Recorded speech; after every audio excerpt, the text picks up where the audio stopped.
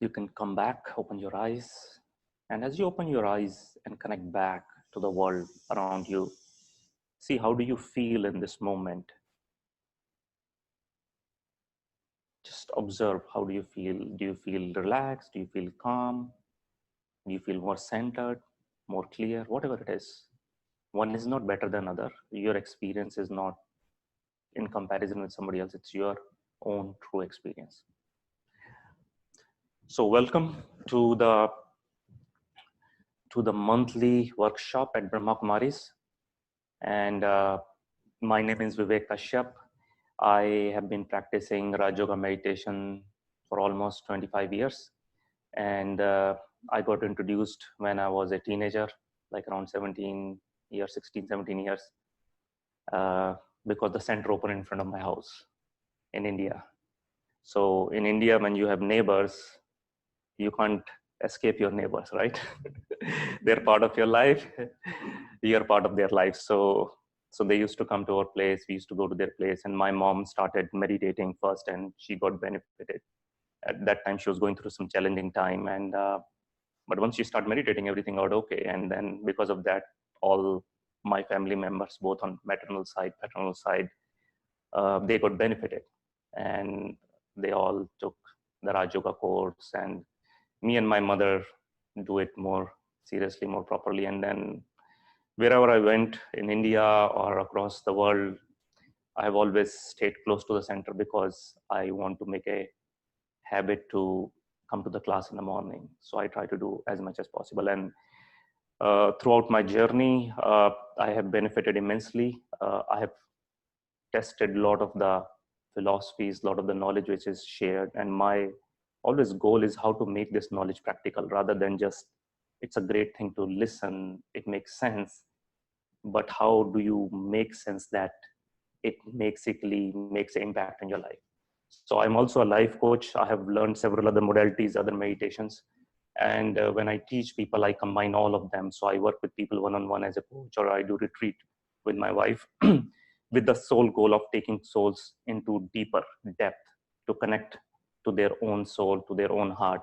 And in between that journey, whatever comes, which blocks them, whatever is the challenge, we figure that out. So welcome to today's workshop, True Meditation, Stillness, Awareness, and Flow. And we are going to explore this a little bit more in the sense why it is what it is, and there is no right answer, there's no wrong answer. It's your personal experimentation with it. I'm going to share some of these ideas which have been from my experience. You don't have to believe it, but the idea is I'm sharing this with you so that you can start looking at the knowledge, you can start looking at the philosophy in a different way, and be curious to experiment with it. That's all my goal is. So that being said, the very first question is, what is stillness? So you guys would have heard, all of you, there is stillness, everybody should connect to their stillness, or there is stillness around us. What do you really understand by stillness? What is your personal understanding of it? And if you are here in the class, if you want to speak, you can use this so that everybody can listen to the online also. So anybody online here in the class, what is your definition or your understanding of stillness? Those who are online, you can unmute yourself, you can speak, and then you can mute yourself back.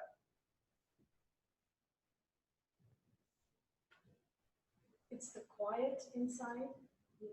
You can use the mic. Just turn it on. It's the quiet inside. Quiet, being quiet, Being quiet. Being quiet meaning that quietening the thoughts. Quietening the thoughts. Thoughts, because, So you're saying by quietening the thoughts, that experience which arises is stillness. That's what I think. Okay, that's good. Anything else? Well, only for a very fraction of a second, between two thoughts. Because when we do neti type of meditation, so that time you experience some, I think that is stillness. I think. Right, okay. Somebody says quietening the mind. That's good. That's also good, very good what you shared. You want to share something, Patty? To me, it's just, sitting still and not doing anything. Just your body's just calm, Okay. not thinking about any doing things, but just sitting quietly doing nothing. Okay. That's good. So all of you are almost close, you know what it is. So what we really want to understand is, like, when we talk about really stillness, what we are talking about is, in a very simple way, if I'm experiencing stillness, what it really means is a still mind, which means there are no thoughts, or no stimulations. You know, you can have thoughts, like you can even have a thought like, I'm a peaceful soul, and you can experience peace, but it's very still, right? And at the same time, you have an energized body. So if you have still mind and de-energized body, what's going to happen? Sleep. Exactly. That's relaxation. Yeah, you would have experienced, right? So, and at the same time, you have relaxed body, but your mind is not still. What's going to happen? Chaos, right? It is still not that stillness. So for both of them to really, when you have to experience stillness, you have a still mind and energized body. An energized body doesn't mean that you're hyper. Means you are energized, that you're very present, more aware. You're not falling into the sleepdom, right? You're present, you're here, and you have real awareness about your mind, you know, what's going on. That's pretty much stillness. So if you really see, like, a good example is, if you see a bucket full of water, and if it's a dirty water, right? If you keep on shaking that bucket, the bucket would always look dirty. It has a dirty water. Actually, it is a water with mud in it or dirt in it. But as you allow that bucket to sit still, what happens? Yeah, the mud settles down, the dirt settles down, and you can actually see at the very bottom of the bucket, right, or the pot. So the water is still. And that's why sometimes you can go visit some of those beautiful lakes that you can see right at the bottom, right, because the water is so clear. But here what we are talking about is not just the water clear, but water is very stable, so you can see all the way very clearly to the bottom. Because why stillness is important is, here we are talking about uh, the stillness which is non-physical, you know. So we are talking about the bucket which is non-physical, because we are talking about the dirt which is non-physical. So when we are talking about this non-physical aspect, what we are saying is, when the dirt of the movement, you know, the thoughts and everything, that movement in the water settles down, then you can actually look down what is really present inside you, right? That's why meditation is so challenging for people, because when people sit and you're practicing new meditator, your mind is jumping, you know, your body is relaxed and energized, but your mind is all over the place. Because mind is all over the place, you're not able to see who is real you. What is that, the base which you are? You're not able to get access to that.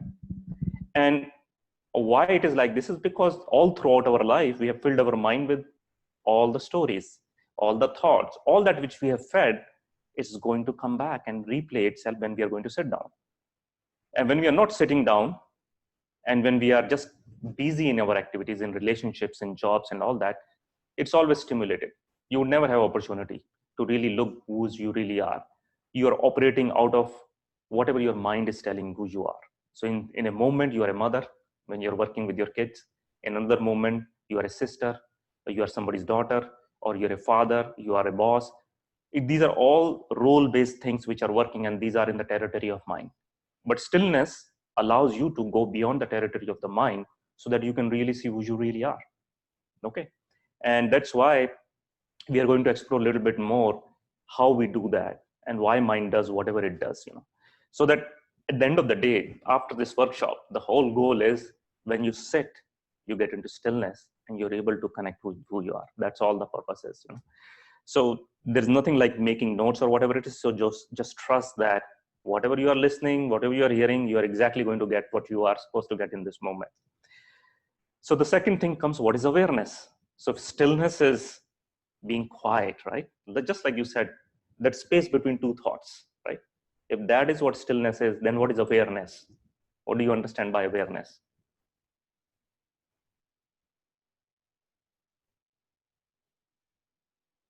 Yeah, I guess there's several levels of awareness. Sorry. There are several levels of awareness. Yeah. In an ordinary sense, awareness is when you're just present. Yeah. So that is one sense of awareness. Second awareness is in that stillness that we talk about. There is, which I have not experienced, but you supposedly realize your true self. Yeah. And that brings a different level of awareness. Yeah. That's true. But also, even though a lot of people say, I haven't experienced stillness, but I can guarantee everybody has experienced stillness in some way or other. Like, for example, when you're sitting by the ocean and you're seeing the sunset, right? Everything calms down. There is, even though the whole world is around 10,000 people are watching the sunset, but you are just there with the ocean and with the sun. So in that moment, you're completely still and you're just enjoying that movement, which is unfolding present by present, moment by moment. So in that moment, the stillness is available. We all have experience. That's why people want to go to ocean, right? Because that allows them to have easy access to stillness.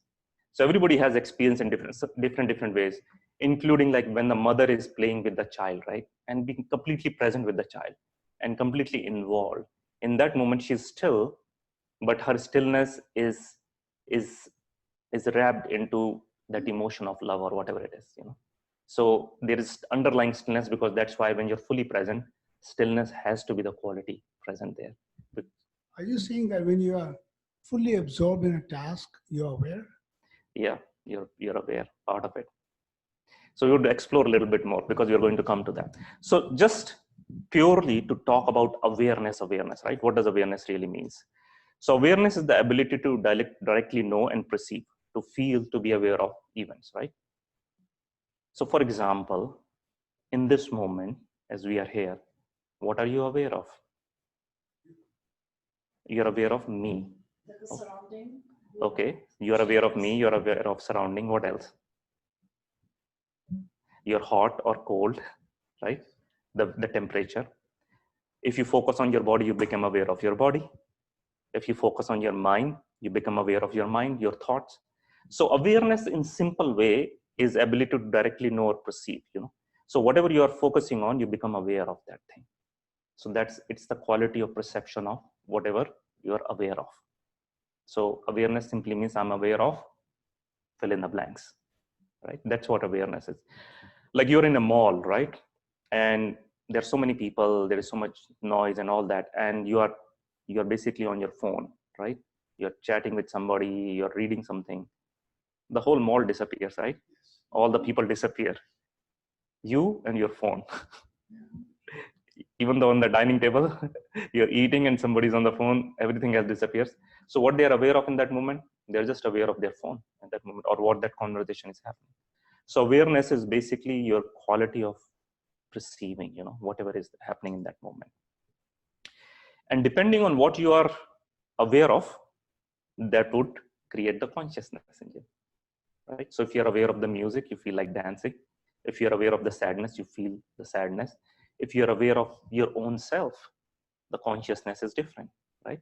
If you're aware of God, it's a slightly different consciousness, right? So depending on what you're aware of would drive your experience, right? So if you're always feeling sad, that means you are always caught up into your own sad emotions, right? So sometimes in that moment, we would say, I just don't know, I'm just sad.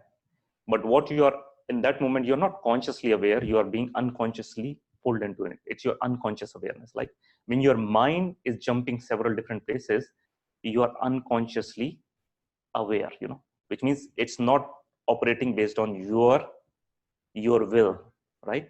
You are just a meri marzi se nahi chal raha. It's not going according to but it's going subconsciously. So subconscious awareness is automatically developed based on when you've done certain things over a long period of time. For example, when you're driving from your work to home, do you really think about it? And then as you drive and you are at home in half an hour, 1 hour, but your mind was somewhere else, right? Because at the subconscious level, you're already aware of the route from where you start to where you go. So similarly, we have developed a lot of subconscious patterns which are already running in its own way. But conscious awareness is a very different quality compared to unconscious awareness, right? So, so the basic thing is you're aware of what is, and what is your fill in the blanks. What would you say? Stillness allows you to have awareness. And the awareness, quality of awareness, which I'm talking about, is stillness allows you to have conscious awareness, right? That you're really aware what thoughts you are creating, what words you are choosing, what feelings you are choosing. So this is what allows you to go further in your journey. So there are 4 levels of consciousness. So you are unconsciously unconscious. Most of the people are unconsciously unconscious, which means they're unconscious, but they don't even know. They're not even conscious about it. So unconsciously unconscious. The second stage is you're consciously unconscious. Means you become aware that you're unconscious. So that is the starting point of your development. Hey, I'm unaware. The third stage is you're consciously conscious, which means you're consciously working to stay conscious. When you're meditating, when you're practicing meditation, that is consciously conscious. And then over a period of time, as you become strong with your meditation practice, which means you're walking, you can meditate, you're eating, you can meditate, when you're talking, you can meditate, you're unconsciously conscious. So everybody's trying to get into that state of unconsciously conscious, that I'm not even thinking, I'm not creating a thought, but peace is part of my journey. So all of you who have taken Rajoga course, so sometimes when you talk about karmatit stage, or you talk about different stages, or even enlightenment, when people talk about, is getting into that state of unconsciously conscious. When you get to that stage, that is not enlightenment. That is just the doorway, right? So that's just a doorway. And also enlightenment is also a little bit of a, like for me, enlightenment means very simple, which means you're seeing reality the way it is. I agree, yes. It's as simple as that. Yeah. So if you're seeing reality the way it is, then you are actually taking actions in response to the reality. You're not polluting it through your own perception, through your own story, through your own filters of emotions. Like, oh, he said this to me, he means this means this. You are seeing it through your own lens. So all the lenses drop, all the filters drop. So you're seeing reality as it is. And as you're seeing reality as it is, you're responding to it rather than reacting from your own filters. That's the external reality we are talking about. What about internal, inside, who you really are is different than what we have been taught all our lives, Yeah. mind and body. Right. Beyond that, the self that we have, to realize that is another form of enlightenment. So if you can, the only way you can see the reality as it is, the outside reality, is when that you are always connected to your inner reality. Because otherwise you're still, when you're seeing outside, you're still seeing through a filter. So your internal has to be so clear, because your outside world is a reflection of your inner world. So when you are clear, you are no longer creating any filters. You know, if I'm suffering, there's a choice I have made, because of that I'm suffering. I have created a negative thought, that's why I'm going through this. So your internal is very clear. So there is no, so it's almost like you are very clear about cause and effect. This is the cause and this is the effect. So that's what enlightenment is, in a very simple way. So if you become enlightened, that doesn't mean the problems don't stop coming. But the good thing is, you would start responding to that problems from the place of truth, from the place of real reality. So you're not engaging into creating more drama, more negative karma. You're resolving whatever is coming. And that then, even if it's a result of your past bad karma, if it comes, the way you handle it, because you are able to see reality the way it is like, hey, in this moment, I need to work with compassion with this person, rather than this person did this to me past, I'm going to take the revenge. That's, you're still coming from the place of hurt and pain, which means you're going to create more karma. So then when you become unconsciously conscious, that's when you are already on that journey of enlightenment. And for that, the prerequisite is stillness. If you don't have that internal stillness, you would still be stimulated by your mind, your thoughts, your emotions, and all of that. So now the question comes, what is meditation? So stillness, awareness, and now meditation. So anybody has any idea what is meditation? Only what we have read about it. We haven't experienced that so much. Because meditation is something that we cannot do. Everybody talks, I'm meditating. Yeah. Meditation is something that happens after you do practices. Mm-hmm. It's like sleep, that we cannot call sleep anytime you want. Sleep happens to you You just lay down Yeah. and give your thoughts up. So meditation is something that happens Naturally. naturally, and it's a more of a result of something that you do, Yeah. mainly dharana and all that. So, like somebody said, union with God. That's also one definition. So, meditation is, say, if it's yoga or it's a union, there could be a lot of different kind of unions, right? Yeah, you can say that union with God is the highest union, but their meditation could be all different kind of meditations, you know. So, in simple dictionary term, is it's to ponder, to meditate, to ruminate, you know. It means focusing one's thoughts on something, right? That's very basic thing, you know. So in meditation, there are two pieces to meditation. One is the observer, right, who is observing, and one what is being observed. There are two parts to it, you know. So if you are reading a book and you're completely lost into it, and when I say lost, means your mind and intellect is so focused, there is no other thought, but you're completely into that. You're meditating in that moment, but you're meditating with the book. Similarly, when you are listening to a music and you're dancing and you're completely lost into it, the music is running through you. That means you're meditating, but you're meditating with the music. Depending on what you are meditating with, what is in your awareness, that would create your experience. So if you're remembering something which has happened in the past, right? Something painful, which was very unpleasant, you were hurt. In that moment, you're also meditating, but you're meditating with the past memory. And depending on what that past memory is, happy, sad, whatever it is, that's going to create your experience in that way. So you can meditate. We all know how to meditate in different ways, but these are all happening in an unconscious way. But what we are trying to do here is what would bring upliftment to us? What would make us reach to our highest potential? And for that, you have to meditate with the highest authority, which is God, universe, whatever you believe in. And also, in order to do that, you really need to go through understanding who you really are, because you are the observer. If you don't have a clear idea of who you are, you can connect with different places, like a mother connects with her kid, right? But that is also a meditation. You're completely focused on your kid, but in that moment you are focused through a lens of a mother or a lens of a father. Are you just mother? Are you just father? Are you just boss? Are you just brother, sister? No, these are all the roles you're playing. So you are still using a very limited version of you. So that's why before you even connect with God, you have to really know who you really are. Because say if you are connecting to God, you go to a temple and you do the regular way the devotion happens, nothing wrong in it, but you're still connecting from one very simple part of it, you know. So how do you know you're connecting from very simple part? That when you're praying, especially like whether you're in temple or church, you're saying like the arti and all that, they are very limited. Oh, I am a devotee, I am the one who has committed so many sins, I am this. These are all limited versions of you. This is not completely you. So in that moment when you're connecting, your God is here and you are here. There is a big distance. It is devotion. If it's true meditation, then it would come here. But for that to come here, you really need to know who you really are. Otherwise, you're always operating from a lower standard of who you are or lack of knowledge of who you are.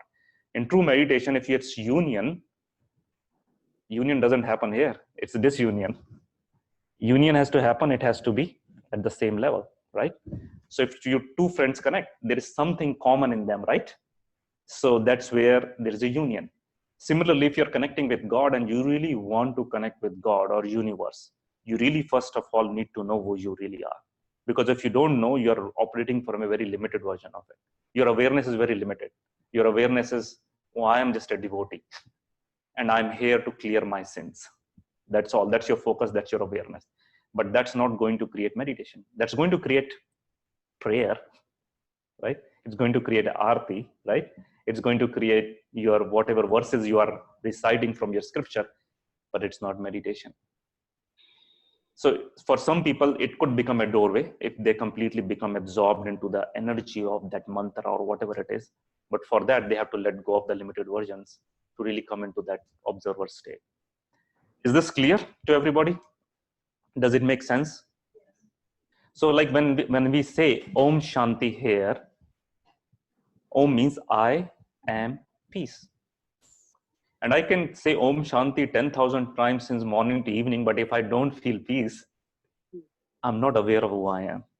It just became a mantra for me, just like you say Radhe Krishna, Hare Krishna, whatever it is, but it doesn't mean that you are experiencing that. It's just operating at one very small part of you, which is here. Because at your mind, you says, oh, when I have to meet somebody, I have to say this. That's all. It has not become your experience. So meditation is really, first of all, focusing on who you are to really understand who you are. So that's the most challenging thing which everybody has taken this. Whoever is in the journey, who am I, why I'm here, their first fundamental goal is to get in touch with who they are. And that's why people have left families, people have gone to jungles to get on this journey of who I am. Because if they don't know who they are, then all the other knowledges are tertiary knowledge, which means it's not going to be experienced. You have heard like, hey, God is part of me, I'm part of God, I'm part of the universe. But how? And nowadays, if you really read some of the science research, they are actually proving the very thing that that I'm part of universe is part of me. But that's much more complicated science. But to really understand, your first thing has to be clear, which is the observer, because this is the vantage point from which you are observing every single thing, the world outside, your own world. So if you have a limited understanding that you are a sinner, right, then everything which you're looking from this lens is, you have committed sin, you're already less, you're not worthy enough, your life is drawn by that energy, you're not worthy enough. So meditation also means, it comes from a Latin word called madre. Madre means to heal. So what does healing really means? Say, if this is my finger and if I cut my finger, the blood comes out, right?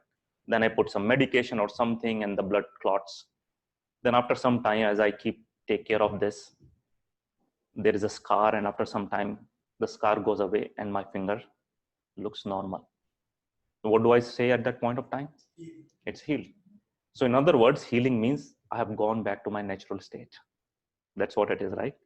So when I'm talking about healing, I'm talking about going back to my original state, the original state of who I am, which means I have let go of, or I have healed all my wounds, all my perceptions, all my limited understanding of who I am, so that I have stepped back into who I am.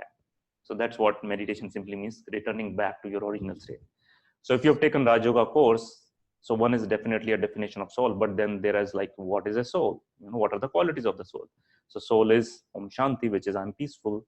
There are 7 basic qualities of soul: peace, purity, happiness, power, knowledge, love. All of them are there. So that's why in Hindi it's Sat. These are 7 qualities. So Sat also means truth in Hindi.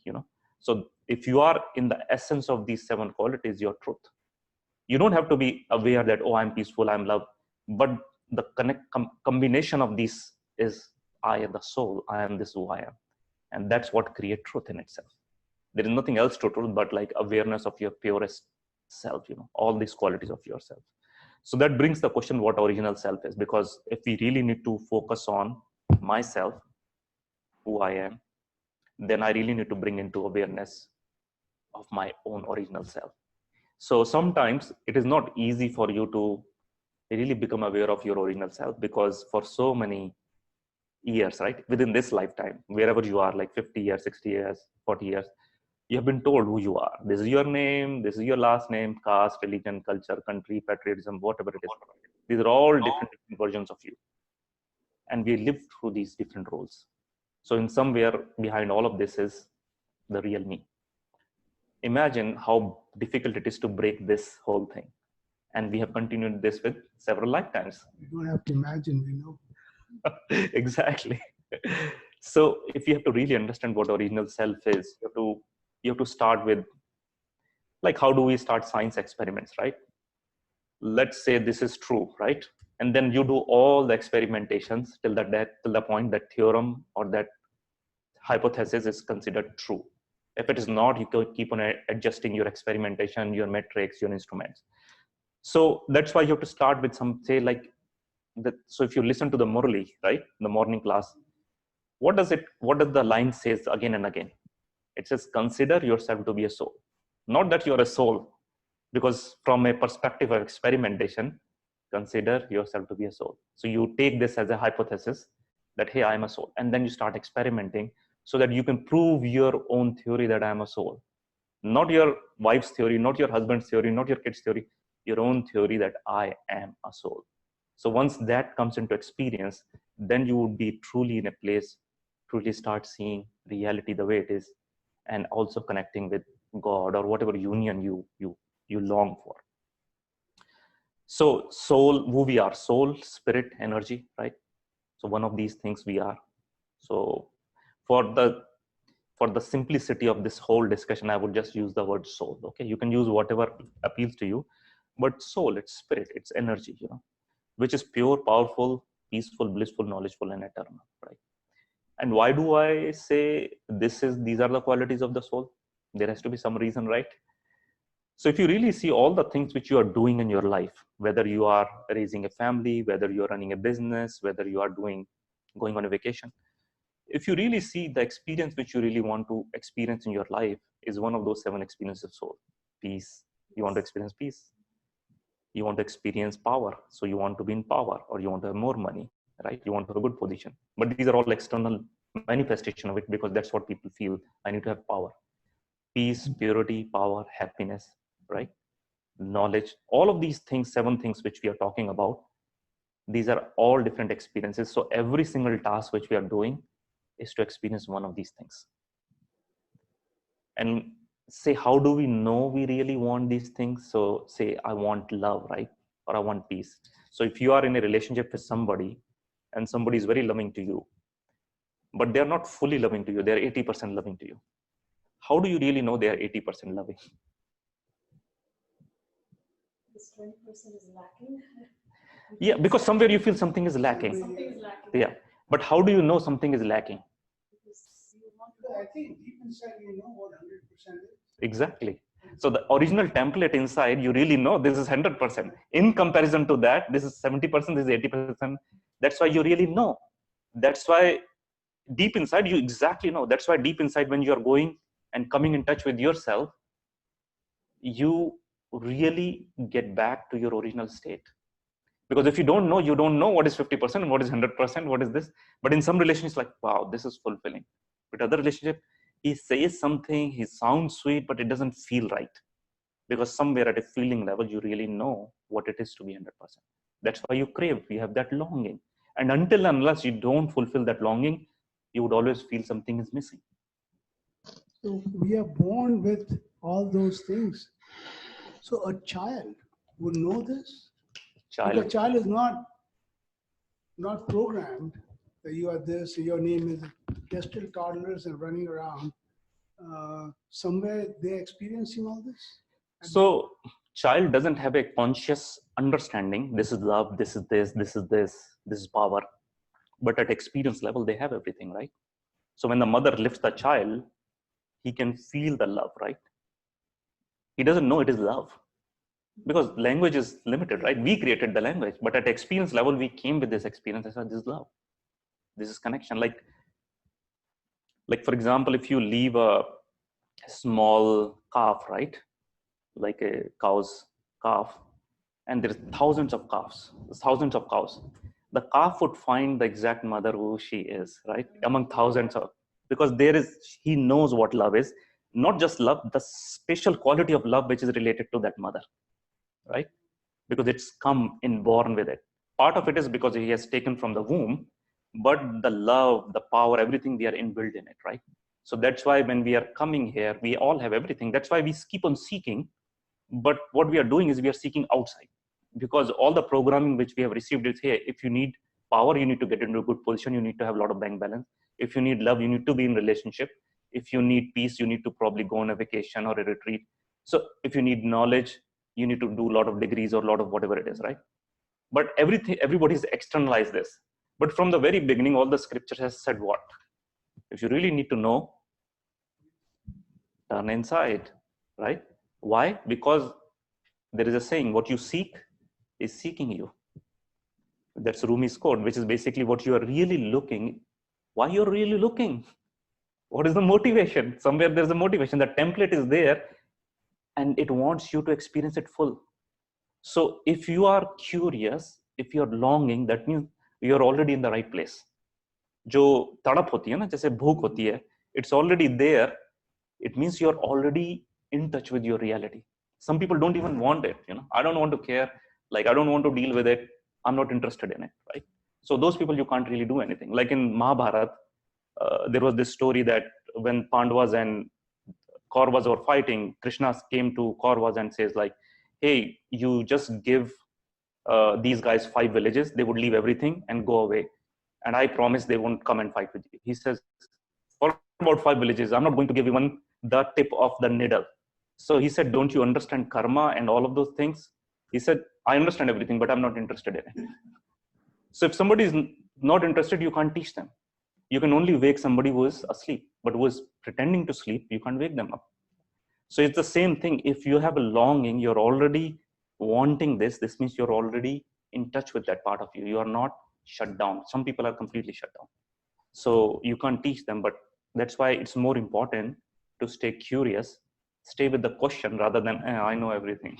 I have all the answers. Scriptures give you all the answers, but that doesn't make you your highest self, because all the answers are there.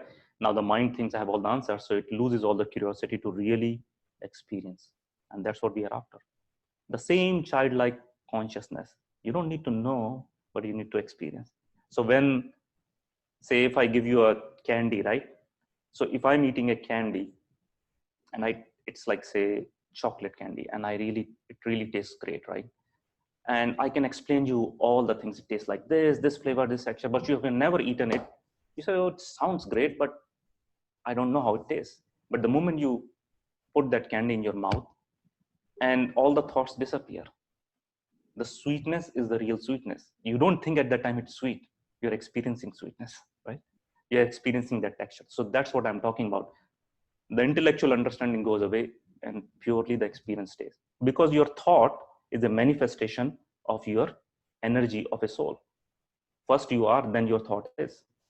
So once you step into the energy of your soul, when you experience your own love, your own happiness, your own power, you don't have to think about it. You don't say it's power. You say, I am this already. So that's what the most powerful mantra which Buddha also gave is what? I am. That's it. So the goal of meditation is to go back to that original self, internally and constantly, not externally or temporary. You can have short forms of those meditation which can give you peace and all of that, but they are not lasting. They are tertiary, they would come and go. So original self is aware and it is still, which means the soul is aware of itself and it is still. So that's the original state of the soul, but we have lost that. So we are not aware of ourselves and we are not still, right? That's why all the problem is. So the moment we turn inside, we become aware of our own self and then we become still. That's why it's hard to really understand your own self, because you have to turn all your attention inside to become aware of yourself. It's like this finger can't touch itself, right? I need another finger to touch. These eyes cannot see itself, right? I need to see a mirror to see myself. So that's why in this world, there is a contrast which is created. So I have a body, I have a soul. I need body to understand the soul. Do you understand? I need to go bodiless to become a soul. Otherwise, if there is a soul, everywhere is soul, you don't really know what is soul. You are in the same, it's like Paramdham, right? Everything is just, you're there in the experience, but what you need is to validate that experience, you need a contrast, right? So if this room is completely white and you're looking for a white dot, there is no white dot, right? But you need dark to see the white, right? You need to go through the darkness to see the lightness. You need to go through the depth of your own hell to see your own heaven, right? So the contrast is created not to make your life difficult, but for you to come back into your own power. So if you become completely powerless, then only you can come into your power, right? Then only you would really know what power is, because you have been powerless. But if there was always power or there was always love, you would not know what love is, what power is. So the contrast is created outside. That's why you are in the right time, right place, with the right set of people who are challenging you in the right way, because they're providing contrast. Because compassion can only be used when somebody's using a lot of hatred, right? With love, love is easy. But somebody who's hateful, that's when you're digging deeply to become love completely. So that's why awareness is key, and that's why your awareness of your own self is important, because that will allow you to get into the depth of it. Otherwise, you're only going to touch a little bit of it and not get into the full depth of it. I hope I'm making sense, you know. Yeah. Anybody online have any questions before we move? Yes, Vivek Bhai. I feel that all the external things are created in mind. And I mean, even if, you say the body is needed for the contrast, everything is happening in the mind. If mind is not there, I mean, if mind has, all these personalities are lost and everything, and then you are at your true being level, then you don't even need, like a body or anything. It's the mind that is the culprit, I feel. Well, mind is a culprit and mind is your friend also. And you're right, everything is perceived through mind, right? If there is no mind, you would still perceive it, but it would have its own version, you know. When No, you if become there an, is no mind, then you are at the soul level, then you are at the stillness level. And that's what you are then, experiencing. yeah, so to answer it, your mind has to be used in the right way for you to experience the fullness of your life. Yeah, you would be at the soul level without your mind, because it's your mind, right? When I say it's my mind, if it's my mind, I can turn it on, I can turn it off. But if I am in this body, I need the mind to experience the way the world is. So if you're in heaven, you need a mind to perceive things, right?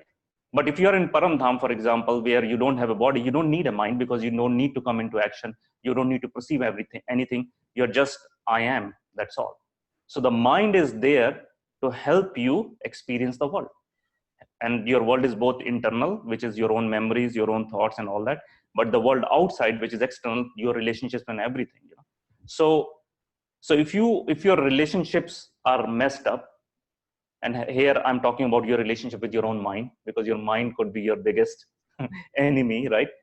Or and then your all the other relationship get messed up, right? Like if you're depressed, then your relationship with your mind is not okay. If you're not able to see clearly or think clearly, your relationship with your intellect is not okay, right? So similarly, as your old habits are always overpowering you, which means your own relationship with your own sanskaras are not okay. So yeah, you need mind to experience But world, but yeah, if you are in Paramdham, you don't really need mind, you know. no, even on this earthly level, if there is pure stillness and you are, then, mind is not there anymore left. Yeah. I mean, So that okay, then it's so all you are working from the stillness, yeah, the pure being level, and mind is not needed anymore. yeah. So it's semantics. Mind is there, but it's not working because you have to use mind. Your mind, intellects, and sanskaras are all working in tandem with each other, that you don't even have to think, right? You don't have to use your mind. It would naturally come into practice. And we would come to that thing in the next few slides, what you're talking about. So you're Okay. right, but it is still there, but it's not in the way we use mind when we are not aware, right? Because I'm facing this problem. I sit every day in meditation out of habit now. And I just sit and I'm not able to create any thought. And then I watch myself throughout the day. I'm in the same state.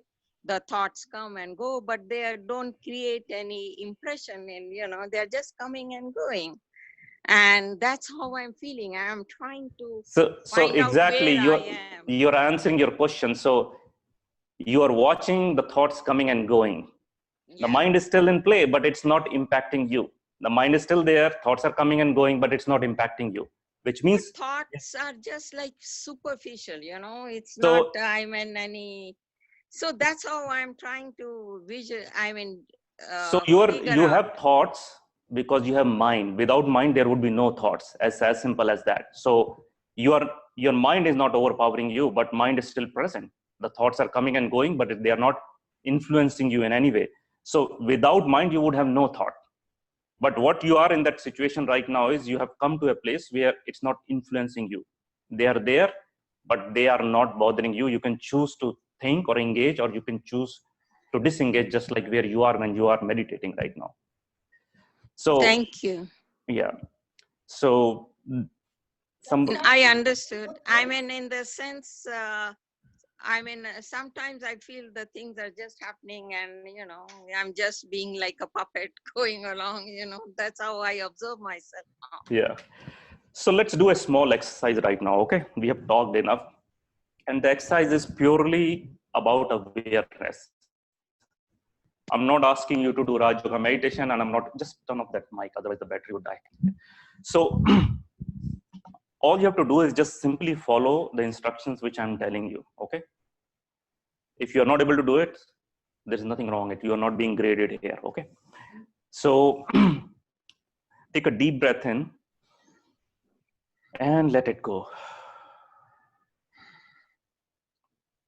Take another deep breath in and let it go. And as you exhale, just let go of anything which doesn't belong in this moment. So I'm going to change this exercise a little bit. So the breathing, we would count from 1 to 5. Breathe in, inhale, and we will hold for a couple of seconds, and then I would count from 1 to 7, and as you exhale. Okay, and you can keep your eyes closed for this exercise, what we are doing for breathing. Then I would ask you to open, and the next part of the exercise is with open eyes. Okay, so take a deep breath in. 1, 2, 3, 4, 5. Hold and exhale. 1, 2, 3, 4, 5, 6, 7. Take another deep breath in. 1, 2, 3, 4, 5. Hold and gently exhale. 1, 2, 3, 4, 5. And if a sound comes out, heavy breath comes out, it's okay. Take another deep breath in. 1, 2, 3, 4, 5. Hold and gently exhale. 1, 2, 3, 4, 5, 6, 7. Take another deep breath in. 1, 2, 3, 4, 5. Hold and gently exhale. 1, 2, 3, 4, 5, 6, 7. So now continue to breathe naturally, deeply, and just bring your focus and attention to that place inside your body where your breath is landing, which means the place where, as you breathe in, where does the breath land? Is it in your chest, a little bit further down, or your belly, wherever it is? Take your gentle awareness to that place where it's landing, and just continue to breathe same way deeply. And if you want to put your hand at that place where the breath is landing, you can put it just to see how it feels to experience it.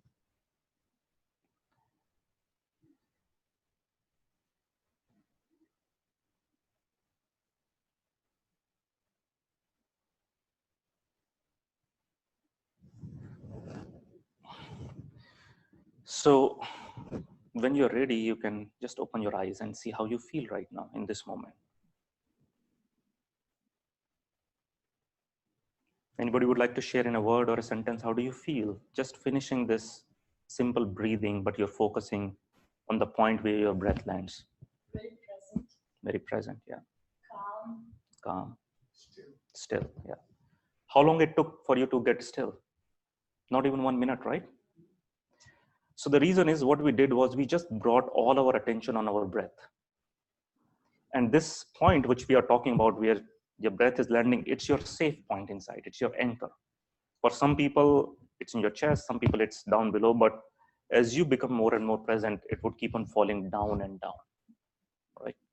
Because we are not used to breathing deeply. We are very shallow breathers. If you really see, like I'm asking you, focusing you to stretch and breathe. So this is a traffic control. So let's take a moment to just get back to that place and just breathe deeply from that place.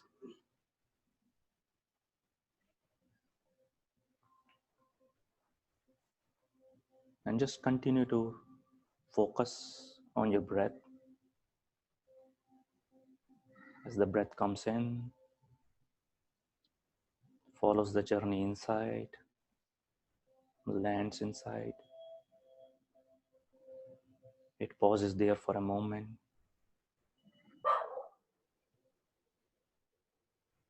and then follows the journey back gently.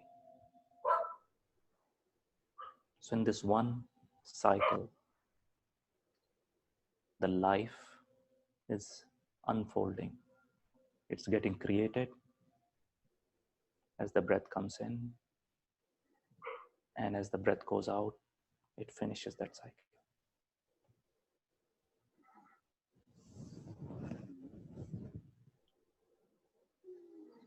So you can come back, open your eyes.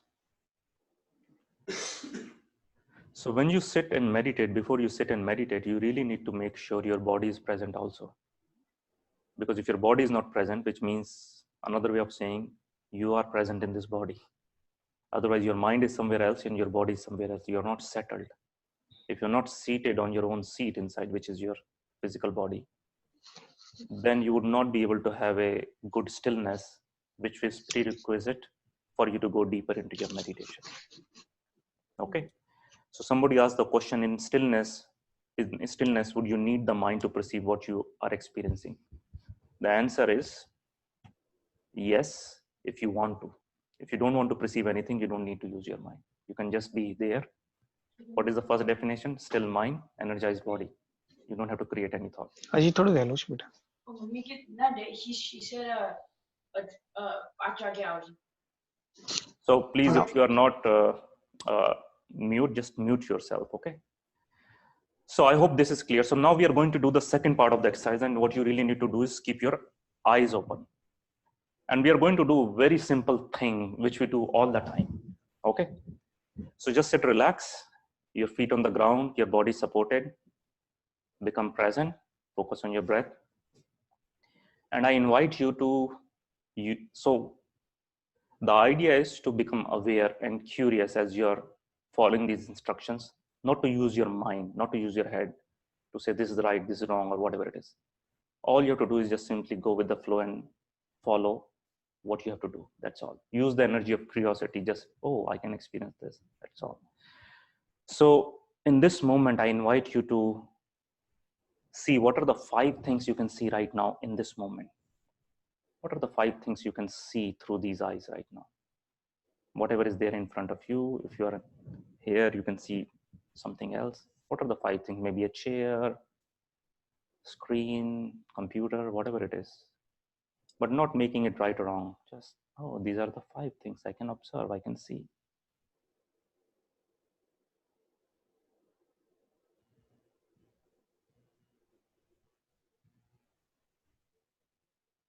Next, what are the 4 things you can hear in this moment?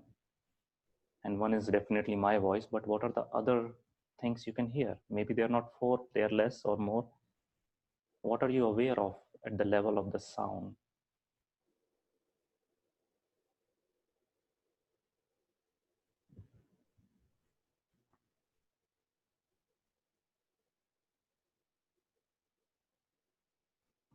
What are the 3 things that you can feel right now? Maybe like your feet on the ground, your body supported by chair. Or what are other things which you can feel? 3 things which you can feel in this moment. If you can do more, that's fine too.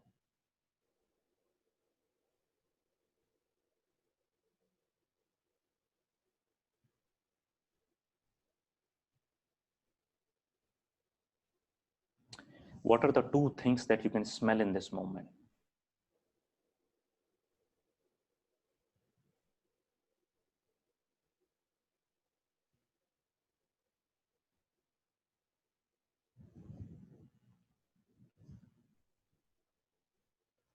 What is the one thing that you can taste right now in your mouth?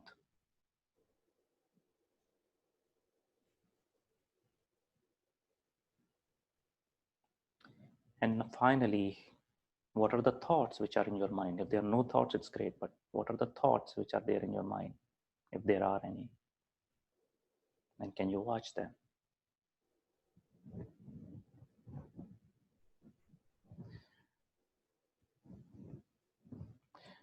So thank you, welcome back. Anybody would like to share, how do you feel right now as you did this simple exercise? More present, okay. Anything else, anybody? Anybody online? Peaceful. Peaceful. Okay. So what did we really did in this moment? We only used our own uh, senses in a very conscious manner. We become aware of what we are seeing, what we are feeling, what we are smelling, and these we do all the time, but we are doing it unconsciously. So as we become more awareness, more focus here, we naturally become present. We don't have to do anything special, right? How long it took us? Yeah. So this is also a really good exercise if somebody is anxious, if they just go through what are the 5 things I can see, what are the 4 things I can really, smell. So in this sense, you can actually become very present immediately. Then you would realize the anxiety, the drama which is going on in your mind is all happening in the mind. It's not real. Most of it is not real. It's happening in your mind. And as per research, 95% of the thoughts, the negative thoughts, the fears which you create, they never come true. Well, I'm not saying this is as per research. And out of other 5%, like even I say, it's probably 96, 97%. Even of the other 3%, if they come true, you already know how to deal with it, right? You have taken care of them. And what is the proof of it? You're here. If they were so difficult, you would have already been dead, which means you have the capacity to deal with it. That's why you're here. Yeah, they were painful, whatever it is, but you have dealt with it. You would never be given something which you can't deal with it. Otherwise, you would have been dead. But the very reason you're here, you are capable, you have capacity to deal with it. So the question comes as we go on day-to-day basis, how do we make this practice of being a soul, being this energy more and more powerful? Because that's the top game, that's what we are after, because originally somewhere we all know what it feels to be that way. If we were not, none of you would have been here actually, or none of you would have been seeking in different ways, no matter where our seeking started, where we started in temples or wherever churches. But we are here because we know something, there is more deeper truth, So what we really want to experience is deep experience of that original, still aware, peaceful self. That's who we are, and that's what we continue to say. So when we hold a particular awareness in meditation, like your original self, like Om Shanti, which means I'm peace, or Om Prem, I'm love, yeah, or whatever it is, Om Shakti, I am Shaktishali, I'm powerful. Then it becomes very easy to come into the experience. Why do we need these thoughts? Because mind needs instructions, right?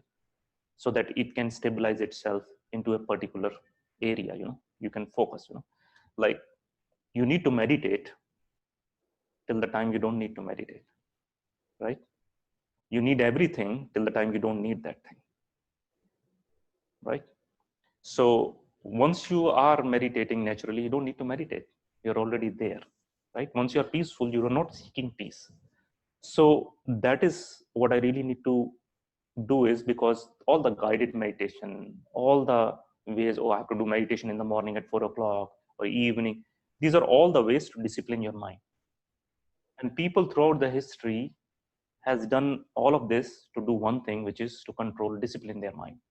Because mind is the one, just like she was saying, that which creates the most challenge.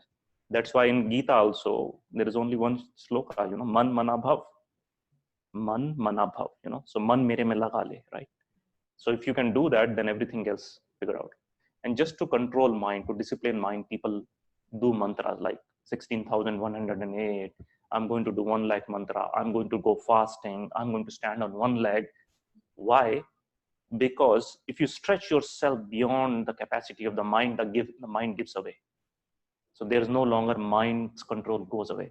If you take your physical self, stretch yourself through it. Like if you hear the stories of freedom fighters, right, who were tortured so badly by Britishers, at one point of time, they have gone beyond pain. Like they can beat them so much, so long, they can keep them awake for several days, but they have gone beyond the pain because the mind is no longer creating any kind of a drama. They have accepted what it is and they have gone with the flow. So if you can stretch your physical self through mantras, through recitation, through singing and all that, then there is a capacity to do that. But you don't have to depend on that. These are all little smaller ways to do that. But if you find the right track, like for example, we did this exercise for few minutes, right? 2 minutes. We can just drop in. We don't need to be bothered by our mind, right? So do we really need to go on a pilgrimage to really get to that place? No, you could be here, right now, and drop into that place. But what is tricky is there is not enough practice. That muscle is not strong to stay aware all the time, to stay aware all the time, to stay aware all the time. That's what it is. That's why you can be aware in this moment and peaceful, and then next moment you would lose it. Next moment you would be there and you would lose it. Because it's a discipline. The way we have set up our life is not conducive to get into this awareness. Why? Because there is not enough stillness around us. If you really see 50 years back versus now, has your life become simplified or more complicated? And all the things which have been invented were supposed to simplify it, right? So either the formula is wrong, or whatever you're trying to achieve, one of them is wrong, right? Or the formula is wrong, or the application is wrong. So if you really see, the goal of the meditation is to get in touch with your original self. The original self is the unborn self. Unborn means the one which was always there even before you became aware of what it was there. So which means even before you become aware of that I'm love, or I'm peaceful, or I'm soul, you're already there. That is the unborn part. And our journey is to go back into that experience, beyond all the language, beyond all the things. Because the moment you come, oh, I'm love, in that moment you are not love. You are coming into the territory of mind, because mind is perceiving what love is. So you would lose it immediately as soon as you perceive it. So it's tricky. That's why all the sadhu sannyasis all say, neti, neti, not this, not that, not that. Because the moment they say it's this, you've lost it, right? So what they were trying to do was the process of elimination. Not this, not this. So then what is left is me. Not even the mind, not even my sanskaras, not my intellect, just pure me. So you can go through that route, not this, but it's a longer route, or you can just boom, come into this and that's it, nothing else. And you can operate out of that place. You can just say, hey, I'm love, and everything I'm going to do is the expression of that love. So that's what we are doing in meditation, is experiencing all of these qualities. And to experience to a level where it becomes natural to us that we don't even have to think. We become unconsciously conscious. So I have a question, that when you say that I'm the mind, I'm peace or I'm love. So in the beginning, you have to use the mind. Because Yes. when I say that I'm peace, the minute I say that, I'm in the mind. Yes. Right? But you're right, you need that. Because you have to discipline your mind. You have to follow a track. You need to have a path, right? Right. So I'm peace, but I don't know I'm peace, or I don't experience I'm peace. But consider yourself to be peaceful, right? Consider that's the end equation, like and theorem or whatever it is. So what you're doing is you are experimenting I'm peace. So Okay. you're putting that end formula, and now your experimentation is to prove that you are peace. Okay, so you have to feel it, not just say it like a parrot. Right? Yeah, that's the goal, because ultimately the whole thought, the whole meditation, or the whole gyan is to take you into experience. That's pretty much it. You need this till the time you don't need this, right? You need this thought to get you on the track till the time. So you need a path till the time you don't need a path. So you said you can go either route of neti neti and it takes longer, or you said come boom at this. So what is that? Come boom, how? So come boom, like is like I'm peace, and all you experience is peace in this moment. That's still words. Yeah, I'm explaining it to you. So when you say I'm peace, and the very next thing which is after this is the deep experience of peace. No thoughts, no words, no explanation of peace, but I am peace. I am soul, and you come into the pure quality of me as pure potential energy soul. I'm just using this to explain, but when you are there, you don't need to explain this. You don't need to prove it to anybody.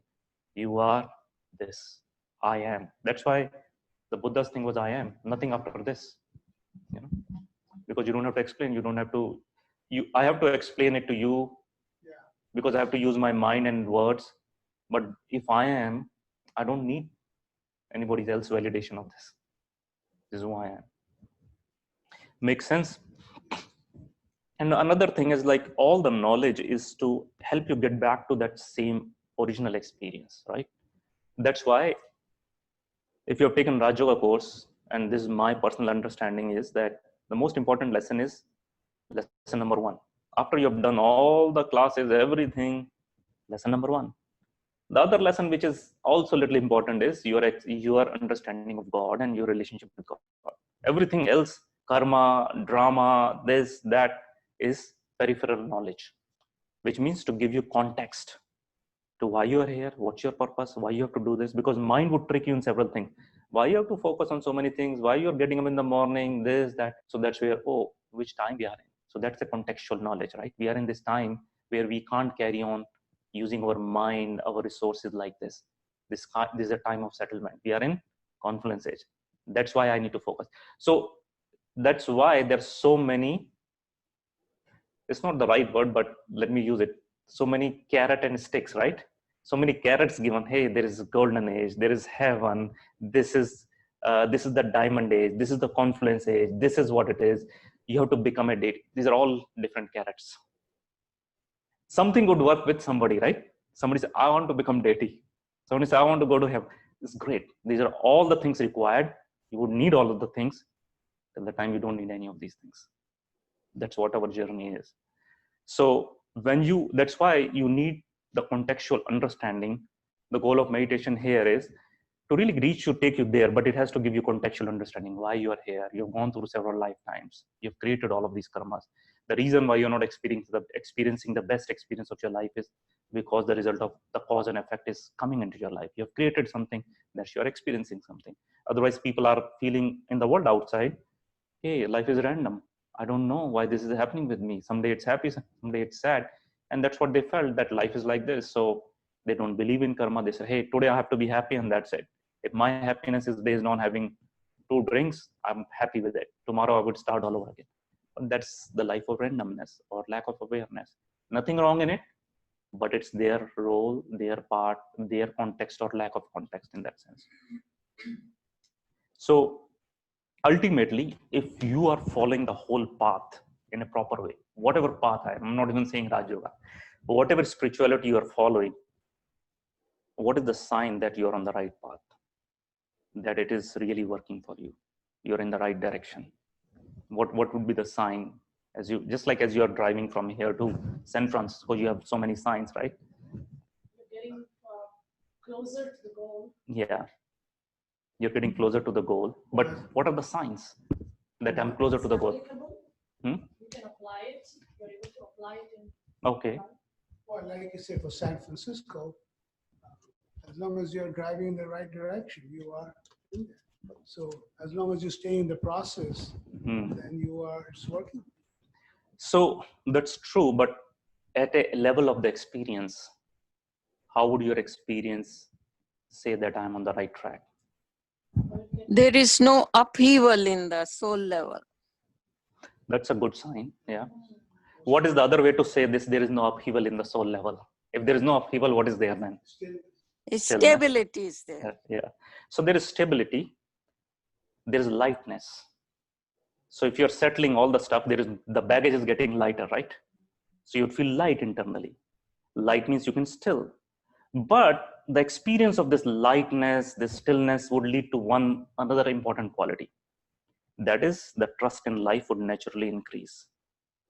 So the upheaval will not be there because you can trust. Even when you don't know the answers, when things are going all crazy, that means like you're on this journey, that doesn't mean there are not going to be any accidents, right? There are not going to be challenges. But even when you don't know the picture clearly, you have deep trust that life is working for me. Because at the deep level of the soul, when you have all these qualities, you have experience of all of this, then you're in touch with, at the deep level, the stillness. And stillness actually brings trust naturally. So if whatever path you're following, and if it's not creating more trust on day-to-day basis, That's why what does Morley says? Trust in yourself, trust in God, and trust in drama. Trust in relationship, trust in whatever it is. If that's not increasing, that means somewhere either the formula is wrong or your application is wrong. So you decide what it is. Most of the time, the application is wrong. So for me, my personal sense that I'm making progress is my trust in life keep on increasing every day. Even though from outside the picture looks very unusual, people are not supportive, this, that. But at a deep level, I can trust that it is unfolding exactly the way it should. Because these are exactly the right people who are here to trigger me, to challenge me so that I can rise to my highest potential. So if somebody is triggering you and they're bothering you and you have all the good wishes, but they still hate you, they're challenging you with, can you keep your love consistent in that moment? If somebody is loving, it's very easy to be loving, right?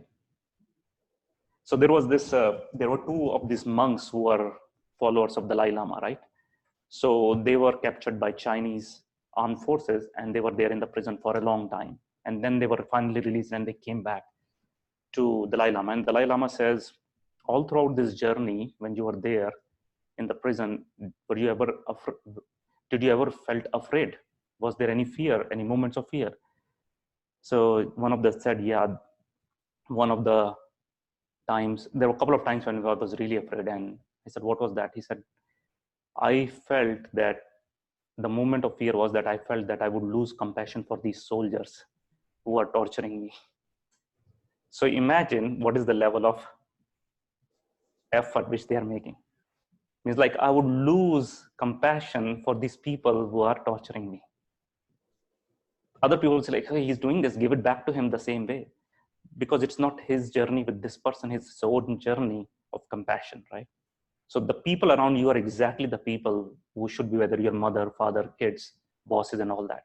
Like when I was working, like I still working in the corporate world, I have a full-time job, and I was always struggling that I need to leave this job because I want to teach and I want to do this, and I'm stuck here. This is the same old corporate world and all that. But then I realized the day I have to leave is when I don't have to leave. There is no need to leave. Then I can choose this and that. I'm not escaping anything. So we would know where we are escaping and when is the right time to leave, right?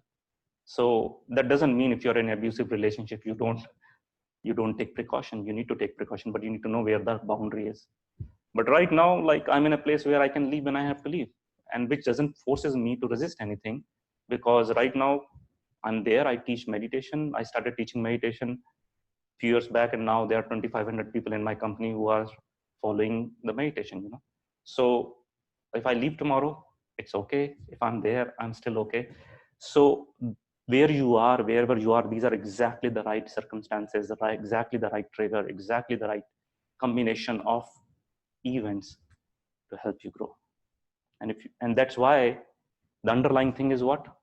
Trust. I trust. These are the right set of circumstances for me to grow. And if that your practice is not allowing you to get deeper into that trust, you have to recheck how you're applying that. Because somewhere application may not be right, or your perception is not right. You're still making stories in your own head. you're still praying to God to end your suffering. You're not meditating. And that's a big difference. Human beings are driven by just one fundamental thing. And that one fundamental thing is not to suffer. That's all. Even a lot of people on path of spirituality are there so that they stop suffering from whatever they're going through in their life. And suffering exists in mind. So when you get into trust, you're no longer suffering. The pain is there, but you are learning through that pain. So every human being is driven by escaping suffering. How can I escape this to get better? I want to go to golden age because I don't want to deal with the things here. If you are here enjoying your life, whether it's golden age, this age, that age, whatever it is, it doesn't really matter. This is the present moment and this is your life. And that's where mind tricks you, because mind is driven only by one thing. It is driven by pleasure and how to avoid pain. So short-term pleasure is okay if it's long-term pain. I can smoke right now because it helps me escaping my pain right now. But in long term, it's painful. It doesn't really matter. But short term, like you get up in the morning, it's painful to go work out. I would avoid that and would continue to sleep. So let me just throw some thoughts in you. You don't have to tell me. I'm going to say a few lines and you check your internal response. It's pleasure or it's pain. Okay. So getting up early in the morning and meditating, pleasure or pain?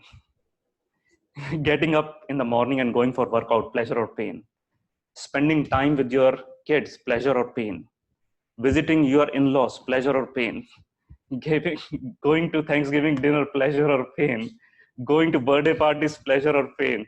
Going to Hawaii, pleasure or pain? See, this is your mind's already internalized responses. And based on that, it's going to drive you to make choices. And mind is only doing this if it's not in your control or if it's not managed properly, if it's not disciplined properly. It's going to just keep you in this battle of pleasure and pain. And you can't go beyond that. That's why meditation is difficult. Does it make sense? That's why all the things which are giving why you're here, what's the future, all the context is given to overcome this pleasure and pain thing. So you can create a bigger picture. Hey, I need to become a deity. I need to become the best version of myself. So you can push through that pain. And if you're able to do that, then you don't need any of those carrots. Because then you're moving in your life through your own passion, you're through your own vision. So there are only two ways people move and progress in your life. Either the pain pushes, it becomes so uncomfortable to be in that place, in that relationship, in that job, that you have to leave. You would take the action. Or the vision pulls. So either the pain pushes or the vision, or your vision is so huge, you don't care, you would just continue to move forward to it. You won't listen to your mind. You would get up in the morning, you would meditate, you would get up in the morning, you would go for your jogging, your workout, because your vision is pulling you. These are the only two ways in human beings start moving forward. Yeah, I have a question. You touch about your corporate job that you went through. I'm going through the similar situation in an office that I've been working for 27 years because there's a new owner. So all the wonderful people that are used to be an amazing team are either being fired or they're leaving. And now I'm in the situation that I find, because I'm so close to my patients for 27 years, but there's something in me that I want to leave. So I'm like in fear of that. I know clearly that I don't want to work for this particular doctor, but I have a big connection with my patients for over 25 years. So I'm a little bit lost. But how you said, do I leave when I want to leave? Can you elaborate a little bit more? Because I need to take that decision, and I've been trying to meditate to see what is the right answer for me. But I feel that it's time to move forward. But I've been in such a comfort zone because I've been there for 27 years. And then I feel, oh my God, where am I going to go? Do I deal with the torture here, or do I go to a new office where it's going to be a new beginning and it could be challenges also? So here is the thing. Okay. Simple answer is pain is inevitable and suffering is a choice. So you are being pushed to move out of your job. It's painful, but you choose to suffer with it, which means like this would happen, that whatever it is your own thing. If the situation would come where you would come back in touch with your patients, you're taking care of it, it would happen. Or maybe if your drama is over with that, it's over. So you have to just trust that whatever is going to unfold next is going to be great. Like for example, this week I was told the company I was working for, my whole division is sold to another company. And with this thing that, hey, you're going to have a job for 1 year. They're not going to kick you out for 1 year. But after 1 year, they would decide. So overnight, everything has changed. So for me, a part of me is like, should I go versus there or that or not? Let me turn it down.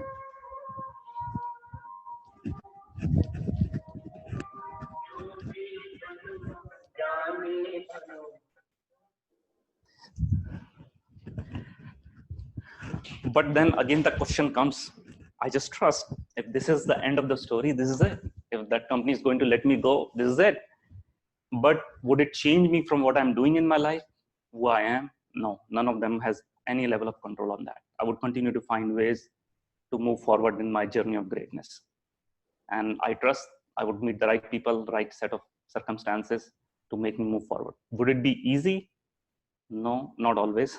Would it be painful? Maybe. But I would find the right resources to figure out where to move forward. So you have to trust, even though you don't understand, as long your deepest intention is you are coming out of love and trust rather than fear and doubt, you would be all right. But if you're making a choice based on fear and doubt, then it may not be the best, because the energy is the fear and doubt energy. Even though it may look outside everything is great, but the energy is, the seed is going to bring more of the same fruit. And you choose, hey, I'm moving based on best of my knowledge with this love and trust, this is fine. Because we can only decide based on where we are, whatever. Like if I look back 2 days from now, like some decisions I have made, can I do it better? Yeah, always. But in that moment where you were, what you have made the choice, it was based on what you knew, whatever best of your capacity, and that's it. Because that's the only thing, when you look back, you have to answer that question to yourself. Did I give my 100%? And the answer is yes, then everything else is a detail. Success, failure is all subjective in that sense. So that's where you have to tap into that energy of trust and love in that sense. So Vivek, by trust is like surrender to whatever is happening. Surrender to whatever is happening after you have put your 100% effort, after you have taken 100% of your responsibility. It's not like, hey, God, give me that lottery, but you haven't bought that ticket, right? No, you are doing everything, and then you come, I mean, you can say, I can do only this much, and then you leave it, Yes. After you have given your 100% based on your intellect, your understanding, your love, your knowledge, then you just surrender. Yeah, and that's trust. That's Then whatever trust. happens will happen, Exactly, yeah. And then you have to trust the result which is coming. It may not exactly be the way you wanted it, but when you look back at your life, that was best for you then. The thing which you wanted and you didn't get was the best stroke of luck. So you said, thank God I wasn't in that relationship. That person rejected me. Thank you for rejecting me. Baba sometimes says, Tufan tofa ban gaya. Exactly. But the challenge is, you cannot see this as it's unfolding right now. You can only look back and connect the dots. And then you would make sense of everything. But when you're in middle of it, it's very hard to make sense of it because you are in the middle of the storm.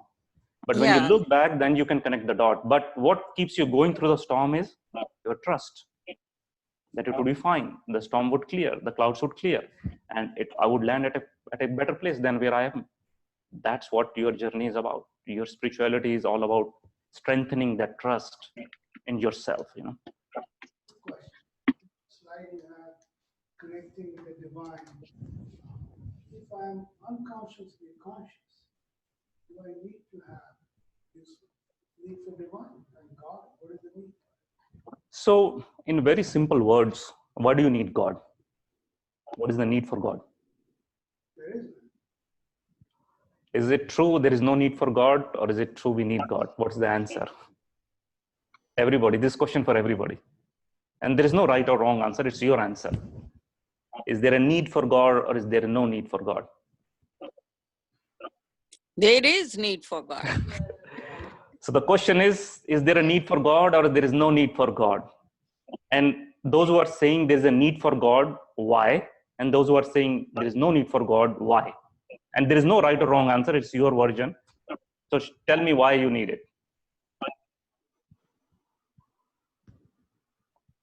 Because I'm becoming full because of him. My soul, I'm becoming complete.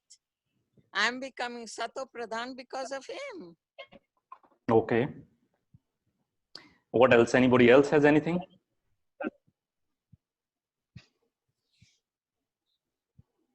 I think in the beginning I would need his help, till I reach myself, till I reach my goal. Mm-hmm. So I definitely need his help. Yeah. What were you saying? What I'm saying is, my question was, once you use the mic. Yes, so that everybody can understand. Once I'm unconsciously conscious, I said, then there is no need for the divine, because I am it. Hmm. You see that? Yeah. So that I am that Buddha said, Mm. and the divine and the universal source, there's no separation between the two Yeah. once you are in the I am. Yeah. So it's good to have those lines there, but once you reach to the bottom, you don't need the second one. Yeah. It's not Yeah. needed. Number one. That's true, because when you're unconsciously conscious, which means what? Which means you're soul conscious, right? All the efforts which you're trying to do to be who you are, I am soul conscious, you're there. You don't need to create any extra effort to be there. You're already reached there. So if you're already reached there, you won't keep on looking at the GPS, keep on looking at the direction. So if you're soul conscious, then the next question for you is God conscious different than soul conscious? Well, first of all, then you have to this. I'm just throwing it out for intellectual conversation. Is God conscious different than soul conscious? Well, what is God conscious then first? Yeah. That's something we have to define. Yeah. So when you're meditating, say sometimes when you're meditating and some people say, oh, God pulls me, and takes me into that space.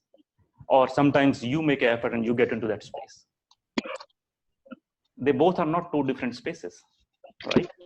So when you're in that channel, it's one channel. From your vantage point, it's soul consciousness, right? Or you can call it God consciousness.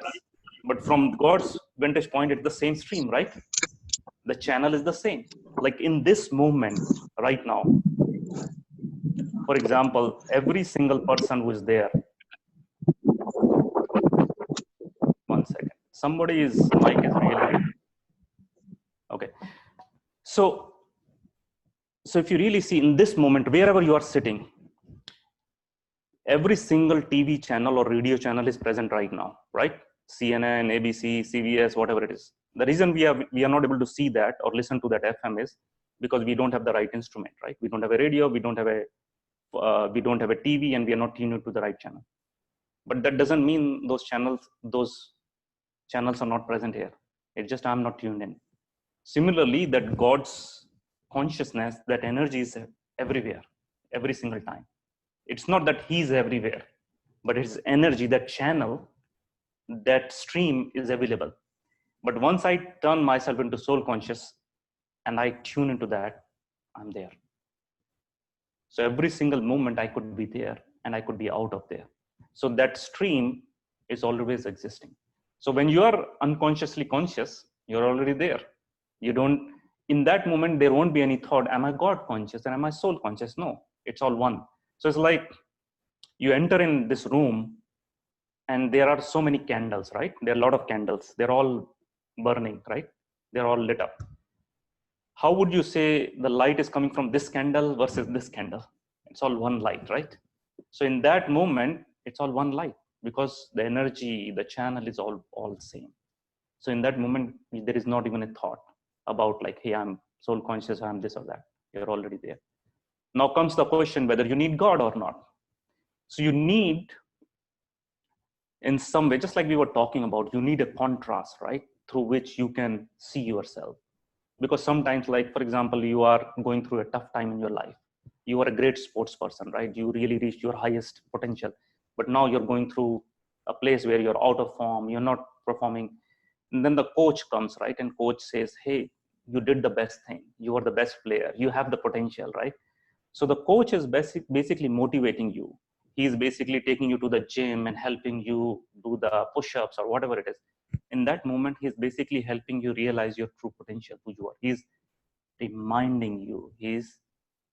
When you say remembering, right? I'm remembering God. Remembering means remember. So the parts which have been dismembered, I'm remembering it, bringing it back together. So God is a perfect model of remembrance, means all his parts are membered together. Peace, love, purity, happiness to the highest potential. Even to the extent that it has never been dismembered, right? Which means there has never been a single negative thought. So he is the perfect model. So just like if I have to become like, what is the good example I should say? If I have to become like Nelson Mandela, right? Or I have to become like Gandhi, or I have to become like Kobe, or say LeBron, whatever it is. These are my role models, right? I use them to motivate myself, use the same model to go forward. So Brahma Baba, for example, is the role model, right? So you need this to help you pull whenever you're down. But once you're there, it doesn't really matter, because then you're already in that zone. So these are all there. It's another set of advanced set of destinations which have been given. You mean a soul conscious or unconsciously conscious? Unconsciously conscious person is already there. So you think there is another step for him to become God? No, what I'm saying, Then- it's for me to go to my highest potential. That's your potential, is the I am. You Yeah. get there. Yeah. Beyond that, what is there to go? So that's the whole journey. Once you reach there, you realize there was So nowhere to that's when start you- and there is nowhere to go. So once you get there, there's no need for that divine universal Yeah, soul. you don't need any of those things because see, it's like if somebody told you at the top of this roof, if you reach there, you would have a great view. So you put 3-4 different ladders and step on it and go to the top of the roof. But once you reach to the top of the roof, would you think about the ladder anymore? No, because they've done its job. You're just there and you're in the view. You're enjoying the view. So you don't really need to think about any of these ladders, any of these things. So then the question, I don't understand, connect with the divine universal soul. So we are talking all of this thing in context of goal of meditation. What is the goal of the meditation?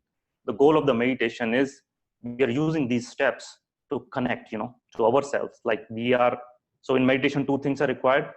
One is the observer, and one is the subject. The observed. So the observed is who? The observed is the God or divine consciousness. Why divine consciousness? Because if we are on a journey to become the best, then our experience would be driven by who we are connecting. So if you're listening to the movie music, your experience would be based on what that music is. Or if you're reading that particular novel, it will be based on what that novel is. So, but we want to be the highest potential. So if you want to be the highest potential, then we are connecting with the highest role model, which is there. That's all. Yeah. So once you're in meditation, meditation makes flowing with life easy, And in all your, ultimately what happens is when you get into that place of unconsciously conscious, it is helping you come into the flow. There is no longer any need to even create thought. I need to do this. I need to sit and meditate. I need to send vibration to this person, whatever it is. You are in that place where it's naturally you're operating out of that pure potential, pure I am place, So in that sense, you're using your intuition. Intuition is basically your own inner guidance, your own GPS. Your heart is your intuition. So soul has the whole map, right? You are here and this is your potential. But how do you reach there step by step is your heart. Your heart is like a GPS. Your mind would want full map, I want every single step, what would happen tomorrow, day after tomorrow, everything. But your heart operates out of moment by moment. So it's like when you sit in the car, you turn on your GPS. Your GPS would only become active once you drive a little bit. Once you drive a few feet, then the satellites would lock in and say, okay, turn right, turn left. It's not going to kind of push you, hey, turn right, turn left. This is in one go. It would keep on guiding you step by step. Even though you take a wrong exit, what does your GPS does? Your GPS says, you're really stupid. You can't really. Does it say that? It doesn't. It recalculates. It's like, take next exit. Your heart is exactly like that. It doesn't bothers you or criticizes you. It's your mind which criticizes because mind gets afraid. Oh, I'm going to suffer. I'm going to miss the route. I'm not going to be on time. But your heart would say like, hey, go there, step by step, whatever it is. So those are the things that your heart is. So your soul has the whole map. It already knows the potential. That's why you keep on being motivated. I need to reach there. I need to reach there. But your heart is guiding through the intuition. And you can only listen to the intuition when you're in silence. Otherwise, what you're really listening is your mind. Your mind is trying to give you options to escape suffering. Your heart is giving you directions to reach to your highest potential. It may be painful. That's why it said the path least traveled, right? That's the path of the heart. But the path traveled by always is the path of the mind, because what we are living, a big version of our life we have lived till this point is what? The story which is the script which is given to us by our parents, our society. Hey, by this age you should get married. By this age you should have kids. By this age you should have this. Boom, boom, boom, boom. This is the script. This is the path of the mind. because that script has what? That script has safety. That script can create artificial trust. When your parents say, I want to see you happy, what do they really mean? Take this course, get married to this person, boom, boom, boom, the whole thing. I want to see you happy. What they really mean is, I want to see you safe.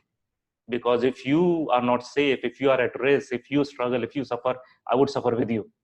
I don't want to suffer with you. That's what they really mean. I'm not saying every single parent, but most of it, that's what it is. They don't want to suffer along with you, because the biggest challenge is to see your loved one suffer. And that's why parents try to control every single aspect of their kids' life so that they don't suffer. But we all know that's not how life unfolds. You can leave $1 million or $10 million wealth for them. That doesn't mean that would take away their suffering. Only it would do is it would help them suffer comfortably. Shalma, do you want to say something?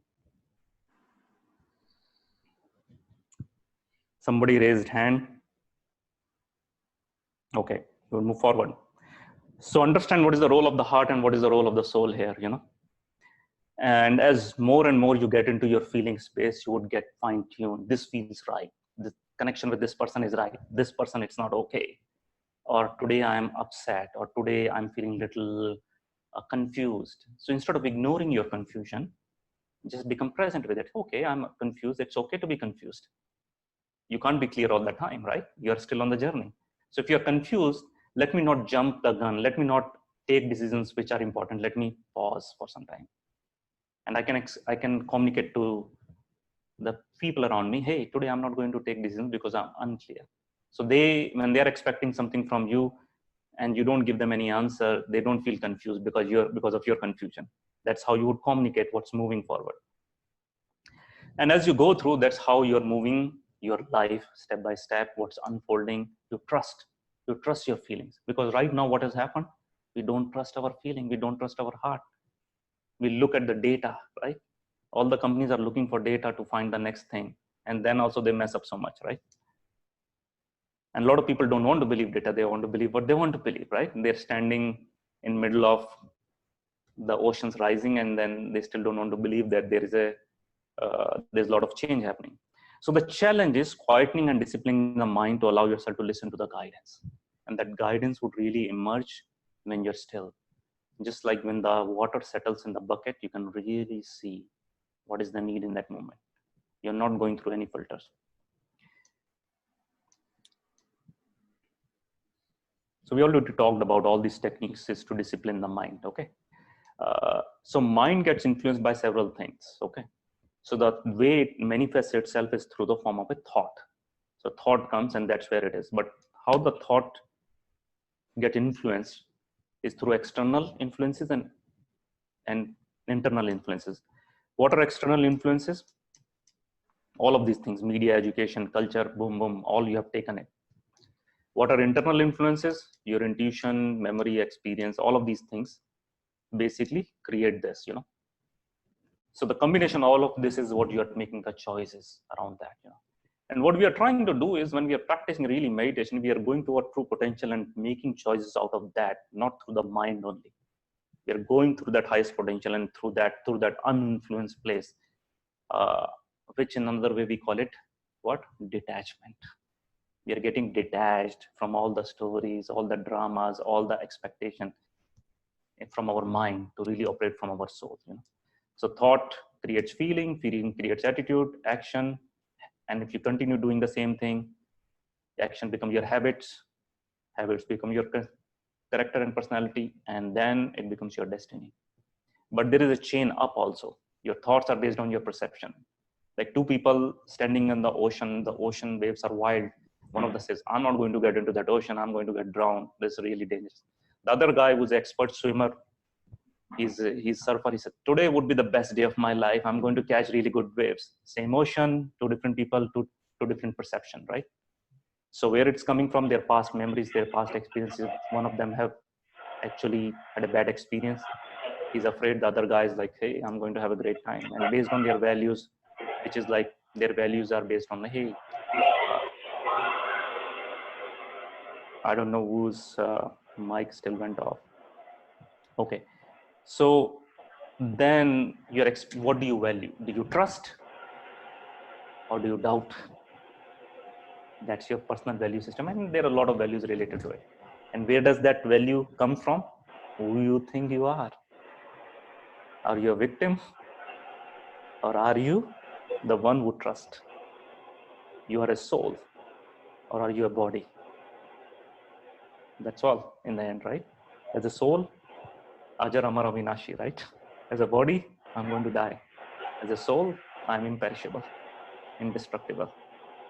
So do you see how this game is playing, and it's all happening here? That's why it's difficult. Every time you see yourself avoiding suffering, your mind is hijacking your life. It's going to make you do decisions which are short-term good, but in long term, they won't be. So avoiding pain is not the best thing.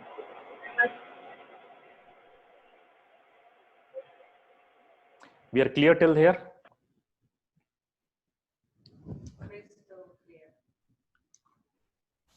So the whole battle is about transforming your mind. Do you think a caterpillar would become a butterfly without going through that pain? You could feel mercy on this. Oh, let me go and cut out this cover. It's too much resistance for that guy.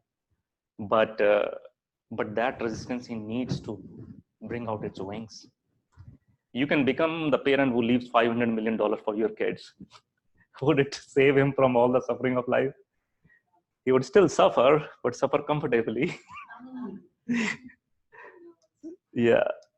So basically, the whole idea is identifying your real me, my original self. That's what the whole journey is, so that you are moving. You're already on that journey, but now you have to make sure you're more aware of the choices you're making.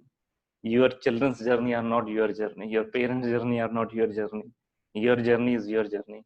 There is nobody in this world you can change, including your wife, your kids, and anybody. Everybody is very different. Like your own kids are very different. Like all of you listen to music. You have your own playlist in your phone or your wherever it is. Does your playlist matches with your wife's or your kids in the same order, same way?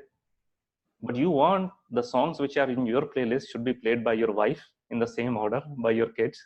That's your suffering. But you expect that, hey, so bottom line is, as much as you would trust your life's journey, if you trust 50%, 60%, 100%, to the same level you are going to trust somebody else's journey. Whatever you're doubting about other person's journey, it's doubt in your own, because you would only extend what you have. So if you don't trust your life journey, you're not going to trust other people's life journey, because you would afraid of the pain in your life journey. You would be scared of the pain of your kid's life journey or your relative's life journey. So if you don't trust your own journey, you would question everybody else's journey. So the buck stops at you. So we all know the benefits of transforming our mind. So once we have an intention, then the attention comes, we start paying attention, then it comes action, and action produces attraction. So I'm doing that series on law of karma every Monday. This would be the third week.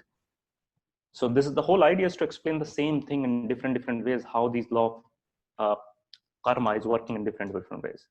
So present moment in itself is fulfillment. If you're fully present and doing 100% in this moment, that is your result. The process is your result. Your duty is your result, not the end result. From outside, it might look failure or success, whatever it is, but this is what it is. And the intention which we are using to create is the one which is actually driving the end result. That is the key. So first intention, bhav, right? Then how you're experiencing around it, bhavna. Then third thing is how you are expressing it, swabhav. If these three are in line, then you're going to get the result which you really want. So all of these, if they're in alignment in this present moment, you would feel fulfillment. Can you give an example of that? Say, for example, your partner is, I'm just hypothetically saying, he or she is angry, for example. But your intention is they should become peaceful, or they should not get angry. Because if they get peaceful, then how is it peaceful? They would be peaceful, kids would be good intention. But every time they get angry, it really messes you up. You really get triggered. You really lose your peace. So So your intention was they should be peaceful, but your bhavna, which is your feelings, now become upset, like negative. And now you're going to tell them, hey, don't get angry. The way you tell them, your sabhav is totally out of line. Are you going to get your result? No. So the other way to look at it is they get angry, and you realize they get angry because they're suffering from their own weakness. It's not in their control, right? So if they are weak, what you should do with weak people? You should get angry on them, or you should have compassion on them. So now you bring in compassion, so your bhavna changes, right? Now you're going to communicate to them. Now if it's coming from place of compassion and mercy, it would be very peaceful, very loving. Now they would feel supported in their weakness. Otherwise they would be defensive about their weakness. So in the same way, even though your intentions are right, but the way it's being expressed or felt is not right, it would twist the result which you really want. So we talk about when you are in this, when you're really in present moment, you're really bhavna, swabhav, all these things are there. You're moving towards that journey of unconsciously conscious. Then you naturally enter into a flow state. Flow state is where everything is happening naturally. You trust. The right thought comes, the right action happens, the right people come. Every interaction is a learning interaction. It's like in this moment, life becomes heaven. Possible in that state to be in flow 24 hours? It's a practice. So it's possible to have flow 24 hours? And what I'm going to share with you is not a Raj Yoga knowledge now in next 2-3 slides. It's a research-based knowledge. So there are people who are scientists who are working on understanding flow. Their motivation of understanding flow is to understand high performance. So how do athletes get into high performance? How do you get into the zone where, sometimes you see the athlete can't do anything wrong.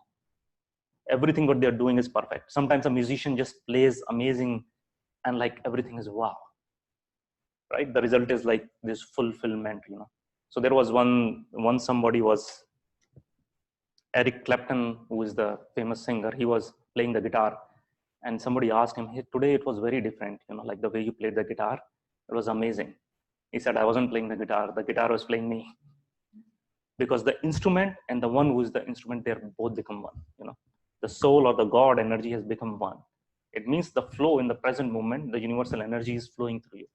So flow is being completely, so this is not Raj Yoga definition, this is not any scripture definition, this is scientific definition. Flow is being completely involved in an activity for its own sake. The ego falls away, time flies, every action, movement, and thought follows inevitably from the previous one. Your whole being is involved and you are using your skill to the utmost, which means your body is involved, your mind is involved, your emotions are involved, your feelings are involved, all parts of you are absolutely involved. And it's just like you are a moving energy. You are in the zone and you can practice it. So at that time, are you aware of yourself? You don't have to be. You can choose to, you can step back, hey, who's doing it? Boom, I'm doing it. But you don't have to be because you're already enjoying the manifestation. This state of one-pointed awareness tends to arise when a person gives his full attention to a task that he does for intrinsic reasons. That is, the person does the activity for its own sake rather than a means to an end, which means he has not result conscious, which means it would be failure, because all the human beings, because they want to escape suffering, they want to do it with the end result in mind. If this works out the way it is, it would be great. Now, all it is a means to an end. I'm doing this so that my kid's career comes out to be the best. Rather than I am enjoying this because I'm a mother. I'm enjoying this because I am a father. The whole joy of being a father and involved is the joy itself. But everybody's doing it, hey, they should get a better job, better wife, better whatever it is. So as per psychology, this is what it is. Attention is focus. So these are the characteristics you need to have flow in your life. These are the few characteristics. Attention is focused on a limited stimulus field, which means your focus is very much directed on a specific objective. If you're meditating, are you meditating on the breath? Are you meditating on your heart? Are you meditating on the soul? One thing. If you're working, what are you working on specifically? Very limited. Action and awareness merge. So it's like natural, right? When action and awareness merge, the time falls away, right? Because That's the answer to your question. Is your mind involved or not? Mind is not involved in the sense you have to use mind, but mind is involved as part of this action and awareness merge, right? So your mind is not separate, your intellect is not separate, your sanskara is not separate. There is full concentration and complete involvement. Self-consciousness disappears, which is what you're saying. You can come back and say who is doing it, but it disappears. You don't really need to know who's doing it. There is freedom from worry about failure, right? And the sense of time becomes distorted. It means you have created more time. You have gone beyond time space reality. If that's you see from a perspective of a scientific mind, the experience becomes its own reward. It is autotelic, a good in itself. You involved in doing becomes your own reward. The fulfillment in this moment becomes joy. There is no end destination. It's like, oh, when I would win $1 million, then I would be happy. When I would get this job, when my kids do this, I would be happy. No, these are coming from mind. In this moment, that's happiness. What you are going to enjoy. This is a flow. And people who have used this is like somebody like Nicholas Tesla. So most of the people use convergent thinking, which is end goal thinking. Like, I need to do this because I need to get this. I need to meet my obligations. This. But divergent thinking is in this moment, you can look at 10,000 different possibilities and as you do it, it becomes natural. Just like all those qualities are becoming present in that. And we all have experience in certain times when we are so involved, we're enjoying it. Anybody who's enjoying the work is looking at his watch? No. Sometimes this all of a sudden realize 4 hours went by. Yeah, right, exactly. So if you are sitting with somebody and you have this amazing heart-to-heart conversation, you're in the flow. When you're listening to Murli, you're in the flow sometimes, right? We all have that experience. But it's not random. You can create that muscle to get into the flow. And that's what, so in flow, as per research, if you're in flow, your output is 5 times, which means you can do 5 times more of the work within that same time frame if you're in the flow. And if you're not enjoying that, what happens? You keep on watching, looking at you, oh God, when is this going to get over? When is this person going to leave my house? So what is the essence of Bhagavad Gita if you really see? What it says is, let not the fruit of action be your motive. Your business is with your action alone, not with the fruit of action. So, tu karm kiye ja, pal ki chinta mat kar. How is that going to happen? It's only going to happen when you are in flow. Because flow, doing action in the flow itself is the reward. Otherwise, you are still conscious of your end goal. You are still conscious of the destination. In the end, there is no destination. This is the moment. This is the only moment which is real. This is the only moment which is as real and as possible and as potent till the time the next moment comes. You could get this in meditation. Yeah. Flow. Yeah. Meditation is a way to practice flow, to get you back into the flow. Getting that involved in that activity of meditation. See, meditation is a gym. The goal is not to live in the gym. So when you go to the gym, why you're going to gym? You're going because so you can strengthen yourself. So that when you go out in the life, you can pick up stuff, things are thrown at you, but you're prepared, So your goal is not to be in the gym. Your goal is to practice in the gym so that when you go out in the life, you're ready. When the life throws challenges, your mind, your body, your emotions, everything is ready. And if you're in flow, so the real good martial artist, the real good ones, I was listening to one of the story. He says, I would know before the other guy what action he's going to take and what step he's going to take, what kind of a stuff he's going to throw at me. And I read the energy before it happens and I can change it. Why? Because he's in the flow. He has tapped into that flow energy. He would know, he can read intuitionally what the other person is even going to create. So that's why in Murli sometimes says, when you get into that stage, you're going to read the thoughts of all those who are in front of you, but also wherever they are. What is that stage? Because you're not flow here just doesn't mean the flow or ordinary flow. You're in flow with the universal energy. And universal energy just finds its way through the right instrument. The instruments who are in that place, these characteristics, 6 characteristics, 7 characteristics, when you are in that place, you are in the right place when the energy can flow through you. That's what flow is. Meditation helps you, train you your mind, your body, your intuition, everything to come into that flow. That's what we are doing in Raj Yoga. So if we are doing this, that's when we are becoming the masters. And masters in the sense that there is no child there, but masters in the sense we are becoming masters of us. And we are, when we are in that flow, we are masters of the flow. We are, जैसे बोलते हैं ना, मतलब the instrument, you become just instrument. Everything moves through you. That's what we are getting trained for. Everything end result, heaven, this, that, these are all secondary. They're out there. You being here is your own fulfillment. And if you can get this, your life is amazing right now here. Does it make sense? So you pause here. I think we are done here. So what we talked about is stillness. How do we create stillness? Stillness is what? Stillness is energized body and still mind. So we can become present. Then we talked about awareness. Awareness is how do we become aware of whatever is there around us? Everything, you know. So we have very limited awareness now, but when we become aware of not just this world, we become aware of our own mind, our own thoughts, our own energy. Finally, who I am. That's what it is. And then as we get into the meditation, it allows us to connect. We need a source to connect. That source, whoever that source is, to basically bring us back into our original form, help us get back into our own original template. Remember, you know, that's what it is. And then once we are there, we can operate from that place of being unconsciously conscious. And then once we do more and more of that, then we are into the flow. You know, all these qualities, all these virtues, this beauty of this deity is there. You know, and then we come into our full potential, and that creates natural flow. We are part of. That's why people say this in scriptures that, hey, God is in me, I'm in God, everywhere is God. How?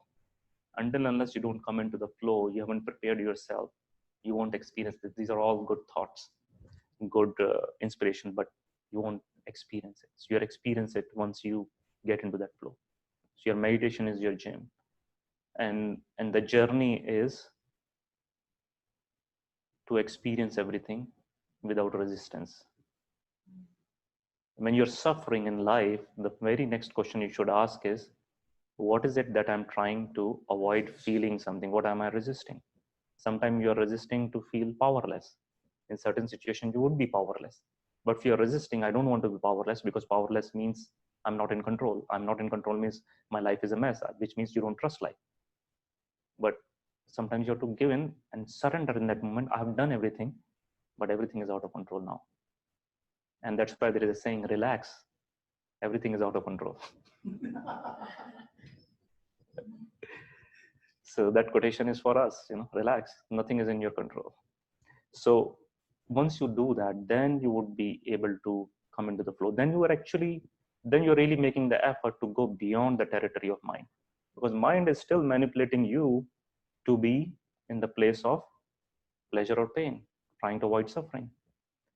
Because mind would always come in. Every time you see yourself fighting for or against, you're still in territory of mind.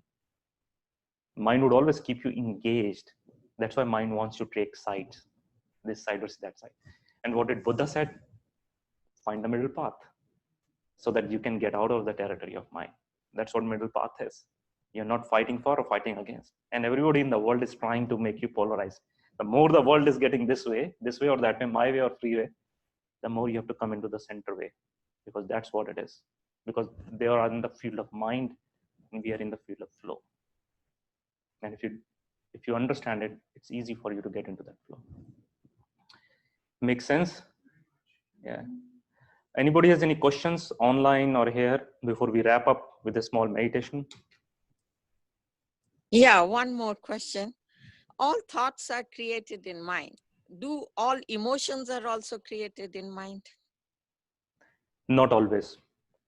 So Okay. your thoughts would trigger emotions. Say if you remember something from the past, happy or sad, you would have similar kind of emotions. But if there are certain emotions from the past which are stuck inside your system, like the fear from the past, right? Something happened, there was traumatic situation, and you wanted to run away and you cannot run away. That fear stays inside.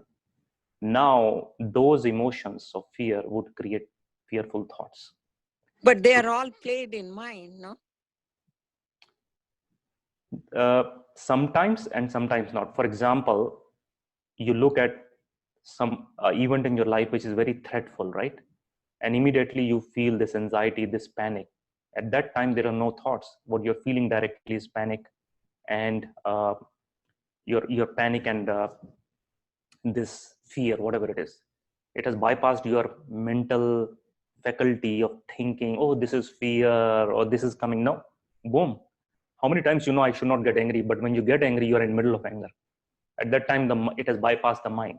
What it has done is it has bypassed the conscious mind and it has gone into the limbic mind, which is your old mind, primitive mind, where all the old fears and everything reside. So it is old baggage, and through which most of us are still getting involved into creating more negative karma than resolving them, because we are still operating out of that old thing. So when we are practicing, we are actually going beyond this old limbing primitive mind, which is always telling something is wrong, this person is after me, they are attacking me, boom boom, and he's thinking negative about me. But the research has shown nobody's thinking about you, everybody's thinking about them and how life is impacting them. And I'm not saying that, you can read it in research. Nobody's thinking about you. Indian people, especially you, nobody's thinking about you. Everybody's thinking about them, how things affect them. So everybody's very self-centered. So you understand, sometimes thoughts would create emotions, and sometimes emotions, depending on how much past stuff is stored inside you, that would create negative thoughts. So if you are in relationship with somebody, and as soon as you are in presence of them and you feel afraid, you feel shut down, now the thoughts would come. First you have felt it, now the thoughts would, oh, I'm feeling this person thinks negatively about me, even though he's not, but it's your system is getting shut down. So that is what you really need to really come out of it. Like when I did my coaching, I did my training, I trained myself for several years to really understand what's happening in my system. In front of some people I'm closing, in front of other people I'm opening. Some of you have trained with me, so you know what I'm talking about. But really to understand how mind is playing the tricks, how it is really not allowing me to get away from who I am. It is keeping me trapped into these emotions and thoughts. So between your thoughts, between your emotions, the stories, and some of your past karmas, you're stuck. It's a ball. It's like that giant hairball which you can't make sense of. It's like you're trying to lift the chair in which you're sitting. So you need somebody else to really help you, guide you. That's what the Murli is like that. And sometimes if you want to take coaching or whatever it is, that's what it is, that can help you. Like how you can help somebody else, because you can see very clearly where they're stuck. But when it comes to you, it's very hard. So I hope that answers some of your questions. Some of these topics like flow is much more deeper, but I wanted to touch so you get the context what we are talking about. So let's do 5 minutes of meditation before we wrap up. Sorry, somebody was saying something. No, thanks a lot. Okay, welcome. Okay, so sit relaxed. If you got whatever you have got, it's good. If you have not, that's also good. You would get exactly what you're supposed to get here. So just sit relaxed, take a deep breath in and let it out. Take another deep breath in and let it out. And as you exhale, just come back here. I'm sure there's a lot of mental simulation, but right now in this moment, all you have to do is just feel your own breath, your own body. And I'm going to guide you through a very short meditation. And the idea is very simple, that you should be able to see what's going on in different parts of you. You can't do it wrong. And I call this a simple exercise called tracking. So I invite you to check your physical body all the way from the top of your head to your feet, and check what's going on physically for you. Do you feel connected to your physical body or disconnected? And when I say you feel connected, which means, do you feel your body completely? Or you feel, oh, I feel more in my upper body versus lower body, or other way around. And either way, it is okay. There is nothing wrong. And your mind would come and tell you the story, why it is what it is. So acknowledge that story and keep it aside, but come back and feel your body. And given what you're feeling right now, physically, what is it that you really want in this moment more of, which would make it more joyful? Do you want more connection with all of your body, or you already feel it, you know, you're already good, that's good, or you don't want connection, that's okay too. So check as you feel, don't use your head, but feel into your body, what would make it more joyful in this moment. And whatever that answer comes, just observe it and see how you feel based on whatever that response is from inside. Do you feel a little bit more of connection if that's what you really wanted, or you're okay wherever you are? So just observe. The idea is to observe. The second part is check how you're feeling energetically in this moment. The energy in this body, the chi, the prana inside, but around you also. Uh, how do you feel? Do you feel that you're alive in this moment? Like every single cell of your body is alive? Or part of you is alive and part of you is not, and that's okay too? Or you feel completely not alive, means like flat, and that's okay too? So check where you are. And if your mind tells you a story, just leave it aside and come back to where you are. Feel into your energy, and given where you are right now, what is it that you really want more energetically in this moment? You want more energy, you want less energy, you're good where you are. What would make it more joyful in this moment? And whatever comes, just express it internally and see how you feel as you share that.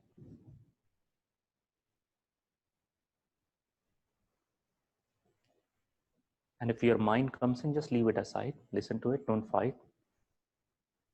The next step is I want you to check what's going on emotionally for you in this moment. Emotionally means, are you happy? Are you sad? Are you excited? Are you calm? You could be happy and sad at the same time, excited and calm also at the same time. Or maybe there are no emotions, and that's also all right. So check where you are emotionally. And at the same time, see if your mind is creating a story. Oh, I'm feeling this because of this. The story may be right, may not be. That's not important. Keep it aside. So feel into your emotions. And based on where you are, what do you want more of emotionally? You want more flow, more centeredness, more joy, or you want to feel your own grief if you're unhappy, and that's okay too. Just check what do you really want. And as you express internally, I want more of this, see if something changes. Do you feel more of whatever you expressed inside? Now, the next step is I want you to connect to your own soul, your own higher self, and check if there is a message for you in this moment from that place, like or God, whoever you want to connect to. It could be in form of a word or a sentence, maybe a feeling or a vibration. And maybe there is nothing in this moment, and that's also all right. So check if there is a message in this moment.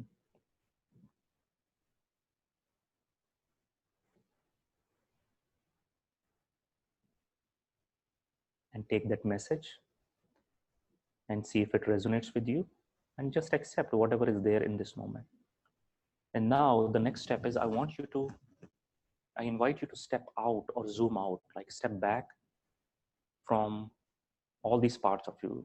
So as you step back or zoom out, see all these parts of you, your body, your energy, your emotions, all of these from a distance. Like you can continue to zoom out as if you're watching all these parts from a distance without interfering in it, without trying to change anything, but just purely as an observer.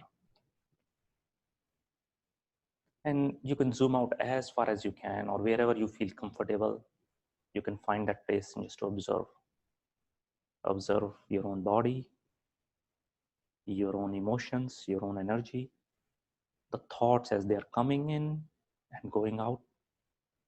If you find yourself pulled into something, just step back again, but just watch it moment by moment.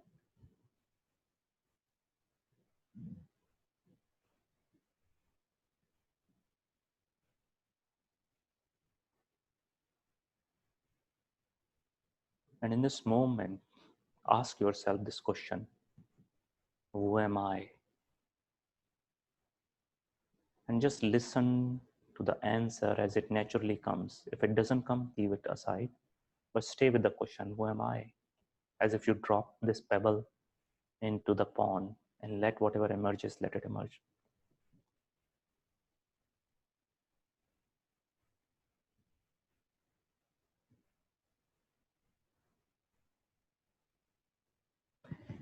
And as you feel into this answer, if it comes, allow yourself to feel it completely.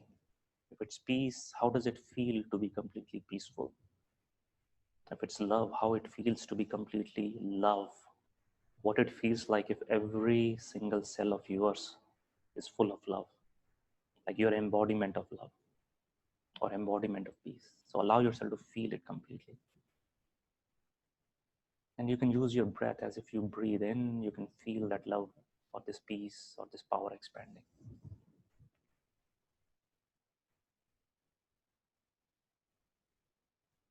And allow this answer, whatever has come.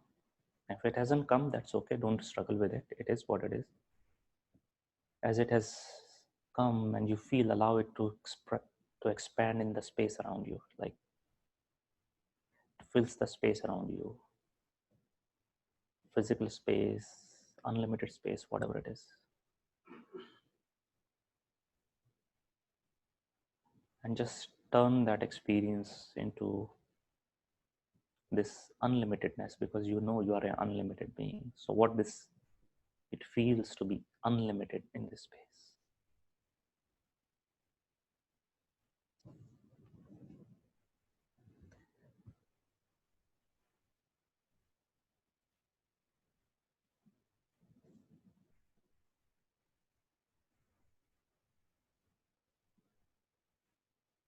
So take a deep breath in and let it out. And whenever you're ready, you can open your eyes. And as you open your eyes, see how you feel as you come back from this space. What is your experience? Nothing right or nothing wrong, but what it is right now. Just accept that.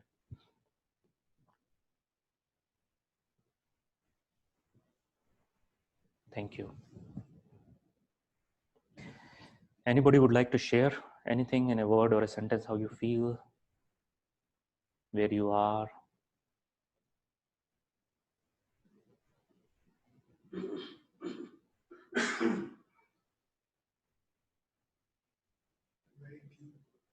still have to come out of it.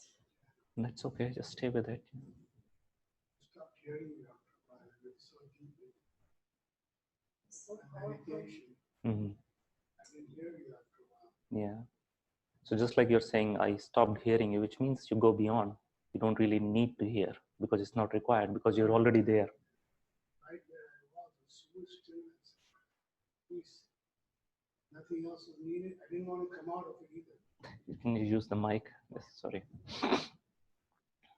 The space I got into was there's so much stillness and peace. I didn't want to come out. Mm. I mean, I heard your voice was going, but Yeah. nothing was communicating to me what you were saying anymore. So that's what, like, you don't need it. Once you need it only till you need it. After that, you don't. Yeah, right in that space. Yeah. So much stillness and peace. Mm. I forgot my lower half of the body. I was not even aware of it. Yeah. So this is like how when we learn how to go beyond body, bodiless stage, it's possible, like, and nothing has to change in your life around you. Everything is still the same, but you can still access it. Anybody else want to share? You want to share something? Or you just want to stay there? Well, I'm still trying to come out of it. Yeah. But what I saw was I saw when we started, my mind, I felt my mind was overwhelmed Mm. with everything that we talked about, that we heard you, a lot of good information. And my immediate reaction was, oh my God, how am I going to, there's so much, how am I going to apply? Am I going to remember everything? And then slowly I saw myself when you were talking. I went inside and I felt the peace. You know, I saw myself remembering Brahma Baba and just peace, complete peace. And then my mind got very peaceful. Yeah. So I saw my chaotic mind, and then I saw the difference. Yeah. So I saw the difference. Yeah. I'm shaken up. Imagine it has to just switch in a moment, you know, like, so we are the masters in that way. Anybody online, you want to share anything before we close? Anybody? And your experience is your experience, so you don't really have to worry about is it not the same like others. But anyone? Okay, so thank you for joining here, and Thank you. welcome. Yeah, how many more of this? This was just one off. This was just one. So I just do once in a while, like a 2 hours, which can go a little bit deeper, because in half an hour or weekly classes, you don't have time to go that deeper. But here, people take time to go a little deeper. So I think we need this once a month. Please. yeah, you can tell to the center, we can plan it, you know, in that way. Yeah. Thank you so much. Welcome. Thank you. Very much. So there